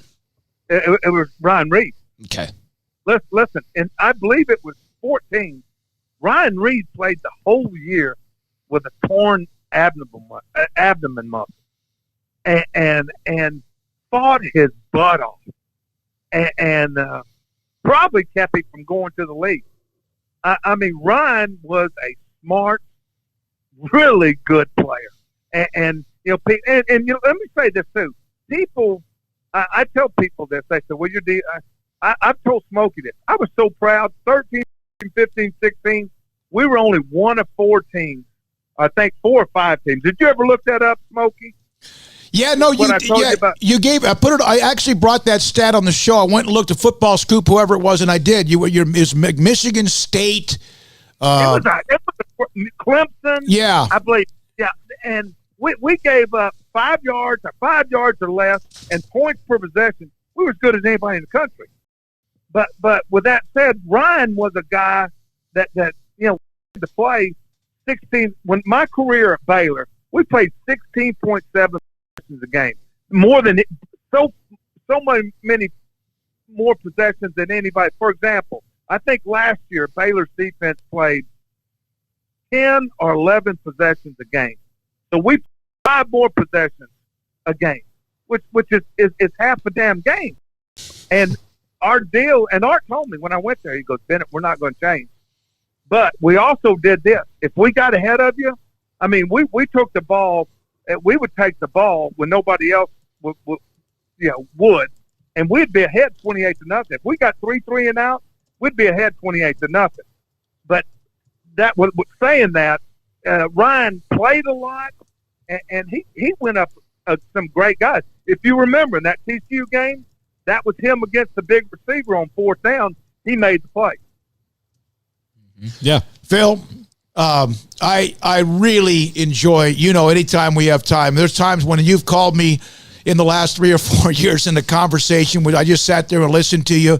We miss talking to you. It's great to have you on this show. As you know, we have gone through our own transition in life with this new show. And I'm happy for you. It looks like it's going to be a good deal. Yeah, it is. And having you on and reminiscing about these players and kind of giving us a little feedback on it is fantastic. It really is. There's one more guy, and I know we're up against a break. We have to move you on so we can get Adrian Peterson on, and I've told him he has to wait. Sam Hall, how much was he a critical of Mike Hicks or light guys that sometimes are overlooked? Oh, there's no doubt. I told you that before. We had him at safety, and he was out of position, and we knew if we got into that position, we switched him and Ahmad, and it flicked. I mean, he was smart, intelligent, tougher than nails. He's everything that you wanted. He literally, at the TCU 13, I think it's 13, he's the one tipped the ball that we intercepted in the end zone to win it. Great player. Thank you, man. Great to hear from you. Thank you, guys. Hey, happy for you. I hope things go. Yes, sir. Thanks, you Coach. too. Thanks, Thank Coach. you. That's Phil Bennett, man. And I knew that would be 30 minutes of unfiltered. And there's so many things we could have gone. We could have gone on for. Hey, this is Bryce Petty, former starting quarterback and 2-time Big 12 champion, and I know firsthand the importance of being in top shape both on and off the field. So listen up, men. If you're feeling beat down day in and day out and looking for that high-performance edge that separates the men from the boys, then look no further than the Petty Clinic Low T in Waco. Petty Clinic is a comprehensive men's healthcare clinic with an atmosphere catering to men. Board-certified Dr. Kent Petty has a special interest in offering the highest quality medical care to men of all ages. Some of the services offered include screening and treatment for low testosterone or thyroid, infertility, high blood pressure, diabetes, high cholesterol, sleep apnea, while offering comprehensive wellness exams and complete men's health lab panels. High performance men, remember, it's not just a Petty thing. This is Bryce Petty, and you to reach out and Google search Petty Clinic Low T or go to pettycliniclowt.com and get your complimentary lab screening today. SicEm365 Radio is presented by IdealMRI.com. Ideal MRI is a small family business right here in Central Texas. We're open to support our community through this crisis. When you need an MRI, ask your doctor for an Ideal MRI. Visit us at IdealMRI.com or call us at 833-IDEAL-MRI. Y'all listen up. Let me tell you something about group meals from Rudy's Barbecue. It's got all you need for all the folks you gotta feed, smoked meat, sides, and more. There's everything down to the tablecloth, just like the one that you see at the store. At a bridal shower, it's better than flowers. And a long-distance meeting, it'll pass the hours. It'll feed all the cousins at a family function. It's better than potluck at a church luncheon. Next time you need to feed 10 or more, call and order a Rudy's Group meal. Next in line. We are facing some unique challenges at this time. We want to do our part to support not only our community, medical providers who are really overtasked right now. Governor Greg Abbott has required dental offices to postpone all elective dental procedures but still be available for dental emergencies. At this time, dental emergencies are those that are defined as something that would consider going to the emergency room for treatment. We're offering to see you at our office Tuesday, Wednesday, and Thursday from 8 to noon, and we will waive all fees. We're doing this to support the community and support the medical system. This will allow the overtasked medical community to focus on the truly needy at this time. In the midst of what seems to be so much gloomy news, we want to send a positive signal of our faith in our community and in each other.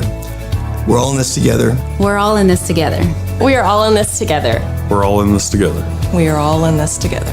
We're all in this together. We're all in this together. We are all in this together. We're all in this together. We're all in this together. We're all in this together. We're all in this together. We're all in this together. We are all in this together. We're all in this together. We're all in this together. We're all in this together. Thank you and God bless.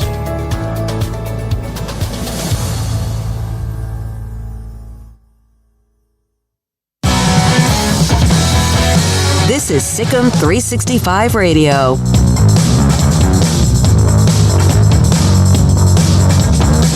Here's David Smoke, Paul Catalina, and Craig Smoke. Well, we appreciate you for our fourth week, wrapping up week number 4. Golly, it's amazing since March the 18th where we are. Amazing. Thanks for a lot of you that are responding on my Twitter feed on the Academic All-Stars team being announced. Landry Lesper from Thorndale, I see her. Austin Birch's father.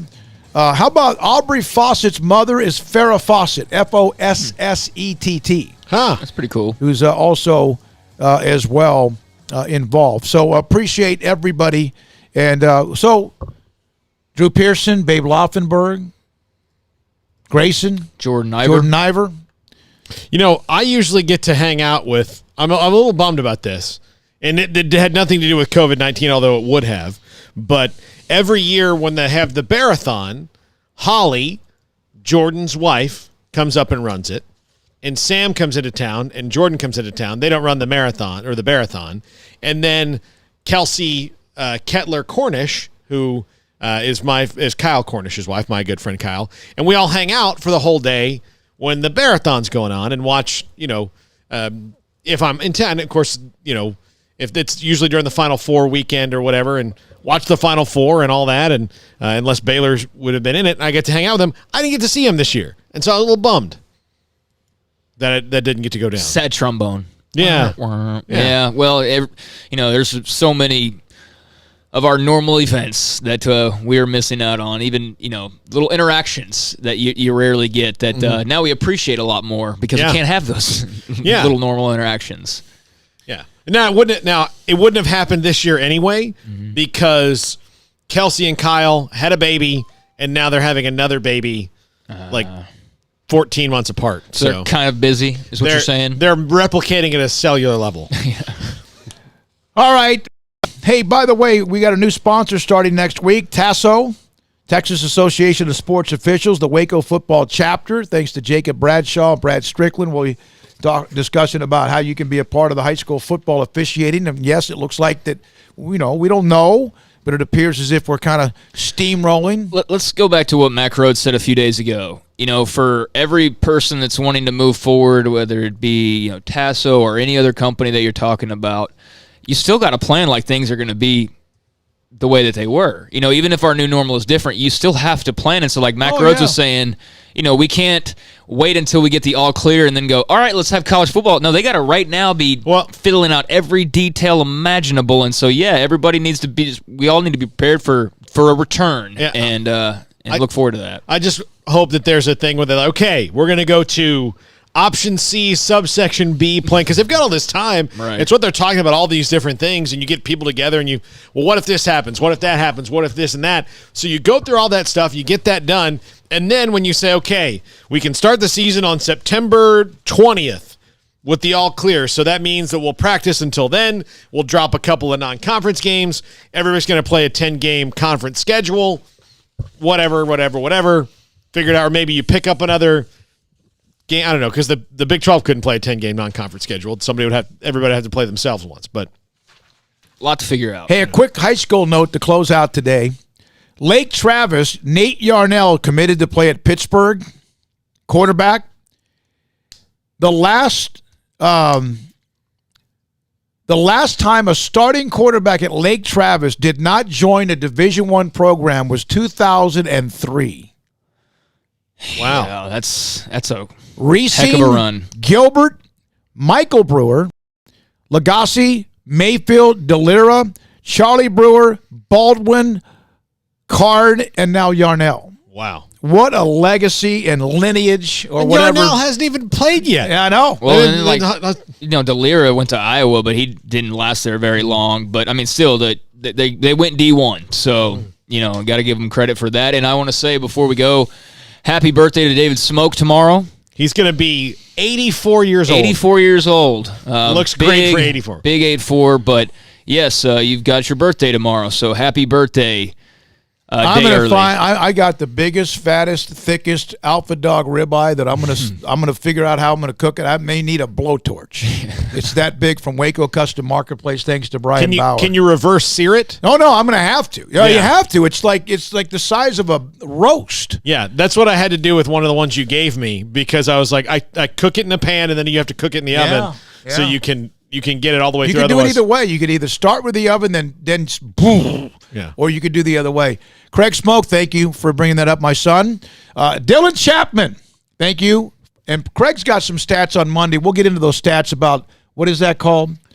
Professional video gaming. We were talking about video game streamers for a second earlier, and I've actually got some numbers that'll blow your mind on how much these guys are actually making. Also, Colt had sent us an article, and we just didn't have time to get to it, but the NCAA has sort of outlined their waves of or phases of how to kind of reopen things back up, and it includes a lot of like what social distancing will be needed, how all this is going to work, but they've at least thrown an outline out there, so we'll probably discuss that on Monday as well. For Paul Catalina, Craig Smoke, Dylan Chapman, thanks to our great sponsors, Ideal MRI, our title sponsor.